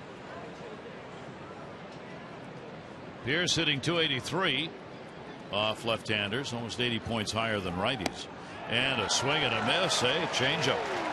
Yeah, that and the ball thrown away to go to his trophy case. Yeah. That or a nice breaking ball, something off speed, and boy, Steve Pierce swings right through it. Jonathan Scope pinch hitting for Snyder. Snyder a base hit, run scored, 1 for 3. Jonathan should be in the ball game tomorrow with the left-hander.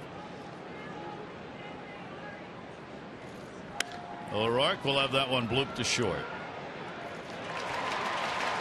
Take a look at our Maryland Live Casino inside the numbers. Orioles continue to struggle with the runners on in scoring position. They were hitting .301 coming in, now at .299. Last time at .299. You got to go back into June for that. Last 2 games against the Twins, 1 for 16, and the last 6 games 5 for 50.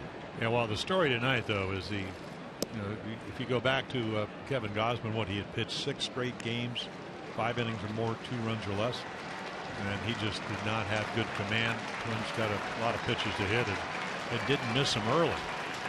Kind of set the whole tone of the game. And the other thing was that Kyle Gibson, looked like he's going to give up runs in the first inning. Single by Machado, double by Jones, and he strikes out the side to get out of trouble.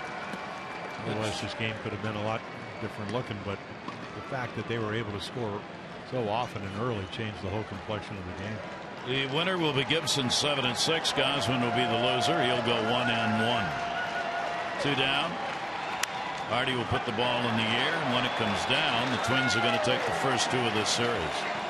Dozier's got it. A 1-2-3 inning for O'Rourke in his major league debut. A very successful one. Now the Orioles will have to work on avoiding a sweep at the hands of the Twins in the day game coming up tomorrow. 8-11-0 for the Twins, 3-7-0 for the Orioles.